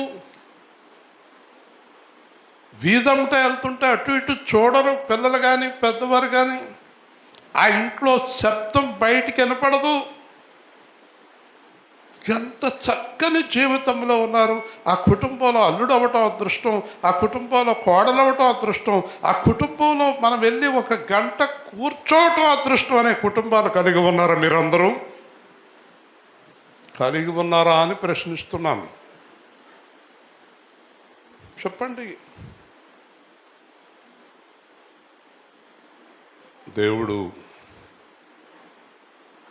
ఎలియాజరుతో అన్నాడు, నువ్వు బయలుదేరు, అబ్బాయికి అమ్మాయిని తీసుకొస్తావు, కానీ నీకు ముందు నా దేవుడు దూతను పంపుతున్నాడు. హల్లెలూయా. డైరెక్ట్గా వెళ్ళాడు, రెబ్కాను తీసుకొచ్చాడు, పెళ్ళి అయిపోయింది. ఇంత గోల ఉందా పెళ్ళికి? ఇంత గొడవ ఉందా పెళ్ళికి? ఎందుకంటే అబ్రహాము దేవుడి మీద ఆధారపడ్డాడు, పెళ్లి కొడుకు దేవుడి మీద ఆధారపడ్డాడు, పెళ్లి కూతురు దేవుడి మీద ఆధారపడింది, పెళ్ళి అయిపోయింది. దేవుని స్తోత్రం. ఈ పిల్ల ఆధారపడలేదు దేవుడి మీద, ఆ పిల్లోడు ఆధారపడలేదు దేవుడి మీద. నువ్వు తల్లకిందులుగా రాలింగ నుంచి ఏర్పు నుంచి తణుకు నడిచినాడికి పెళ్ళి అవ్వదు. పెళ్ళి అయినా కూడా పనికి మనలు అవుతారు. ఎలాగవుతుంది? కార్యం ఎలా జరుగుతుంది? నువ్వు దేవుడికి భయపడకుండా, నీ కుటుంబంలో దేవుడి భయం లేకుండా మీ ఇష్టం వచ్చినట్టు భూత సినిమాలు చూసుకుంటూ, పనికిమాలిన దృశ్యాలు టీవీల్లో చూస్తూ, పనికిమాలిన పనులు చేస్తూ హల్లెలూయా స్తుతి మహిమ అంటే చేస్తాడంటే దేవుడని ఎర్రుడు అనుకుంటున్నావా? పాస్టర్ కంటే ఈడు డిబ్బి ఎప్పుడు నిండుతుందా అని చూసుకుంటాడు ఇప్పుడు బొక్కలోడు. ఆళ్ళకి సరిగ్గా సరిపోతుంది. కానీ నువ్వు నేను కలిపి తప్పట్లు కొట్టుకుంటే పైనుంచి ఆహా మిమ్మల్ని ఆశీర్వదిస్తాను అంటాడా? అండవు. మన పైన ఒకడు ఉంటాడు, ఆయన పైన ఉన్నవాడు ఆశీర్వాదం రాదు, మన చుట్టూ తిరుగుతాడు, నేను మిమ్మల్ని ఆశీర్వదిస్తున్నాను అంటాడు. ఎవడాడు? సాతాను, దేవుడు కాదు. చాలామంది సాతాను చేత నడిపించబడుతున్నారు, దేవుడి చేత నడిపించబడతలేదు. తెస్సలోనికలు అంటాడు, దుర్నీతి గల అభిలాష గల వారందరూ సత్యమును నమ్మనందున వారికి మోసము చేయ శక్తిని దేవుడు పంపించుచున్నాడు. హల్లెలూయా. ఎవరు మోసకరమైన ఆలోచనలు ఉంటారో వాళ్ళు మోసంలో పడతారు. ఎవరికి మోసకరమైన ఆలోచన వచ్చిందో వాళ్ళు మోసగాళ్ళ చేతిలో పడతారు. ఆశ్చర్యం ఏంటంటే మోసగత్తి అంటది, ఇంకొక ఆవిడని మోసగత్తి అంటది. ఈవిడి మోసగత్తే, ఆవిడి మోసగత్తే. ఇంకా ఆశ్చర్యం ఏంటంటే మోసగాడు అంటాడు ఇంకొకడిని ఎంత మోసం అంటాడు. వీడు మోసగాడే, ఆడు మోసగాడే. వీళ్ళిద్దరిని కలిపింది ఎవరంటే అసలైన మోసగాడు. దేవుడికి సంబంధం లేదు. దేవుని స్తోత్రం. హల్లెలూయా. అసలైన మోసగాడు ఈ ఇద్దరు మోసగాడిని కలిపాడు. కాబట్టి యోహాను 17వ అధ్యాయంలో యేసుప్రభు అంటాడు, నేను ఎవరి కొరకు ప్రార్థన చేస్తున్నానో తెలుసా? నా యందు నిలిచి ఉన్న వారి కొరకు మాత్రమే నేను ప్రార్థన చేస్తున్నాను. హల్లెలూయా. యేసుక్రీస్తులో ఉన్నవారి కొరకు మాత్రమే యేసు ప్రార్థన చేస్తున్నాడు. మిగతా వాళ్ళు ఎవరైనా తెలుదు. నువ్వు మోసంలోని, అయోమయంలోని, పేకాటలోని, గుర్రపందాల్లోని, తాగుళ్ళలోని, తిరుగుళ్ళలోని, వడ్డీ వ్యాపారాల్లోని, రకరకాల దుర్నీతి కార్యాల్లో నువ్వు ఉన్నప్పుడు నీ గురించి యేసు ప్రార్థన చేయడు. నీ గురించి యేసు ప్రార్థన చేయడు. మరియ ప్రార్థన చేస్తుంది. మరియ ప్రార్థన చేస్తుంటే గబ్రియేలు వచ్చాడు. దయాప్రాప్తురాలా, నీ ప్రార్థన దేవుడు విన్నాడు, నీ కడుపున లోకరక్షకుడు పుడుతున్నాడు. హల్లెలూయా. చెప్పండి, గట్టిగా చెప్పండి. ఆవిడ ప్రార్థన ఎక్కడికి వెళ్ళింది? కొర్నేలు దగ్గరికి దేవుని దూత వచ్చాడు. కొర్నేలి, నీ ప్రార్థన దేవుని సన్నిధికి చేరినది. ఎవరైనా వచ్చారు మీ దగ్గరికి, మీ ప్రార్థన భరించలేకపోతున్నాడు దేవుడిని నన్ను పంపాడని వచ్చారా? మీ ప్రార్థన మీరే భరించలేరు. ప్రార్థన చేస్తారు, ఆ వంటగదిలో ఏం జరుగుతుందో కావాలి, ఆ ముగ్గుడు మోటార్ సైకిల్ ఎప్పుడు స్టార్ట్ చేసాడో చెప్తారు, బయట ఎవరితో మాట్లాడుతున్నారో చెప్తారు, ఇక్కడ ప్రార్థన చేస్తారు. ఇక్కడ పాట పాడుతూ ఉంటారు, కూర్చోమ్మంటారు, ఇక్కడ పాట పాడుతూ ఉంటారు, టీ తాగమ్మంటారు, ఇక్కడ పాట పాడుతూ ఉంటారు, ఆ పక్కన గిన్నెను తీయమ్మ అంటారు. వెళ్ళిపోతాయి దేవుడి దగ్గరికి ప్రార్థనలో. ప్రతి ప్రార్థన దేవుడి దగ్గరికి వెళ్ళిపోతా. వినండి, వినండి. కాబట్టి దేవుడు అంటున్నాడు, స్థిరపరుస్తాను, విస్తరింపచేస్తాను. చివరిగా అపవిత్రమైన దానిని ముట్టకండి, వారి మధ్యలోంచి బయటకు వచ్చాకే మిమ్మల్ని నా పిల్లల కింద స్వీకరిస్తాను. హల్లెలూయా, గట్టిగా చెప్పండి. మిమ్మల్ని దేవుడు పిల్లల కింద అంగీకరించేది బాప్తిస్మంలో కాదు, బాప్తిస్మంలో కాదు. మిమ్మల్ని దేవుడు పిల్లలుగా అంగీకరించేది చర్చిలో కూర్చుంటే కాదు. ముగించేస్తున్నాను. మిమ్మల్ని దేవుడు పిల్లలుగా అంగీకరించేది పెద్ద పెద్ద సమాసాల వాక్యాలు చెప్పేస్తే కాదు, పెద్ద పెద్ద సువార్తలు చేసేస్తే కాదు, పెద్ద పెద్ద కానుకలు ఇచ్చేస్తే కాదు, పెద్ద మందిరాలు కట్టేస్తే కాదు, ఓ బటపట బటపట బటపట బటపట కన్నీళ్లు కార్చేస్తే కాదు. మిమ్మల్ని దేవుడు తన పిల్లలుగా ఎప్పుడు అంగీకరిస్తారంటే మీ పాత జీవితం చచ్చి కొత్త జీవితం ప్రారంభించకే. హల్లెలూయా. మీరు నూతన ఆత్మ, నూతన బుద్ధి. వెళ్ళరా దయాకర్ కూతురు సార్, వెళ్ళరా రైటా? ఎన్ని చోట్ల తిరుగుతావు నువ్వు? జైల్లో పడతానేమనుకుంటున్నావు? జాగ్రత్తగా వినండి. మీ హృదయం పూర్తిగా నూతనంగా రూపాంతరం చెంది పాత జీవితం చచ్చిపోయి కొత్త జీవితం ప్రారంభమై, ఒక్క మాటలో చెప్పాలంటే నువ్వు చనిపోయి, నీ కులం చనిపోయి, నీ ఆలోచన చనిపోయి, నీ గతం అంతా చనిపోయి క్రీస్తుతో సమాధి, క్రీస్తుతో తిరిగి లేచి క్రీస్తులాగా జీవించినప్పుడే నా బిడ్డ అని యేసు పిలుస్తాడు. హల్లెలూయా. అప్పటి వరకు నువ్వు దేవుడి బిడ్డవు కాదు, అప్పటి వరకు నువ్వు దేవుని పిల్లవు కాదు. అందుకే దేవుని పిల్లల జీవితాల్లాగా మీలో చాలామంది జీవితాలు లేవు, చాలామంది జీవితాలు లేవు. కొంతమంది నాతో చెప్పారు, ఈ మందిరంలో కూర్చున్నాను చెప్పానండి, సంతోషం, ఇంటికి వెళ్తే నరకం అనేవాళ్ళు ఉన్నారు ఇక్కడ. మందిరంలో కూర్చున్నాను చెప్పి సంతోషం, ఇంటికి వెళ్తే నరకం ఎందుకు? వారు దేవుడి పిల్లలు కారు గనక, ఆమె భర్త దేవుడి బిడ్డ కాదు గనక, ఆమె భార్య దేవుడి బిడ్డ కాదు గనక, ఆడ పిల్లలు దేవుడి పిల్లలు కాదు గనక. దేవుడు పిల్లలైతే మందిరం ఎలాగుంటుందో, ఇల్లు ఎలాగుంటుందో, ఎక్కడికి వెళ్ళినా ఎక్కడున్నా ఎక్కడైనా దేవుని మందిరమే. అదే యెహెజ్కేలు మనం చదివింది. నా పరిశుద్ధ మందిరము వారి పైగా ఉండు, నా పరిశుద్ధ సన్నిధి వారికి నిత్యము తోడుగా ఉండును, నేను వారికి దేవుడయ్యుందును, వారి నాకు ప్రజలయ్యుందురు. కాబట్టి మీరు వారి మధ్య నుండి తొందరగా బయటకు వచ్చేయండి. మీరు అపవిత్రత నుంచి, పాపము నుంచి, లోకము నుండి, అబద్ధాల నుంచి, మోసము నుంచి బయటకు వచ్చిన తరువాతే నేను మిమ్మును చేర్చుకొందును.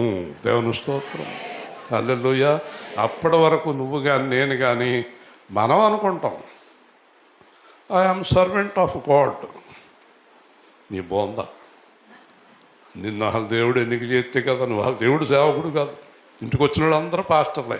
మా ఇంటికండి పాస్టర్ గారు వచ్చారండి, ఆడే పొడపొక్కలోడు, నీకు తెలదు, నువ్వు పొడపొక్కల దానివి కనుక. ఆడెవడొచ్చాడు, ఆడు కూడా నువ్వు పోతావు, నీ కూడా ఆడొచ్చేస్తాడు. ఆడేం పాస్టరు, కొంపలమ్మట తిరుగుతాడు ఆ పాస్టరు. ఏం పని పడికి అడుక్కోమని చెప్పాడా? మన వచ్చాడు ఒక పాస్టర్ అంట, ఏమండి కాదు, గెట్ అవుట్, నువ్వు మళ్ళీ గుమ్మం ఎక్కువండి చెప్తాను. నువ్వేంటి పాస్టర్? అడుక్కునేవాడు పాస్టరా? కొంపలమ్మట తిరిగి సోమవారం నుంచి శనివారం దాకా కొంపగా తిరిగి ప్రార్థనలు చేసి వాళ్ళ ఇళ్లలో భోజనాలు చేసి అడుక్కునేవాడు పాస్టరా? ఆయన పాస్టర్ని తిరిగే ఈవిడ విశ్వాస? వాళ్ళ సేవకులు కా. నువ్వెవరో దేవుడు ఎరగడు, నేనెవరో దేవుడు ఎరగడు. మరి ఎలాగండి? 2 కొరింథీ 11 మొదటి వచనం గట్టిగా చదువు, ఆడనే దేవుడు ఎరుగుతుడు. 2 కొరింథీ 11 మొదటి వచనం, ఆళ్ళను మాత్రమే దేవుడు ఎరుగుతుడు, ఇంకెవరిని ఎరగడు. 2 కొరింథీ 11 మొదటి వచనం. తొందరగా. కొంచెం అనుని వివేకముగా నేను మాట్లాడినను 1 కొరింథీ 11 మొదటి వచనం. 1 కొరింథీ 11 మొదటి వచనం. తొందరగా చదవాలి, టైం అయిపోయింది, మీకు ఆకలి అవుతూ ఉంటుంది. నేను క్రీస్తుని పోలి నడుచుకున్న ప్రకారం అందరూ చెప్పండి. మీరు నన్ను పోలి నడుచుకోండి. 3 సార్లు చెప్పండి.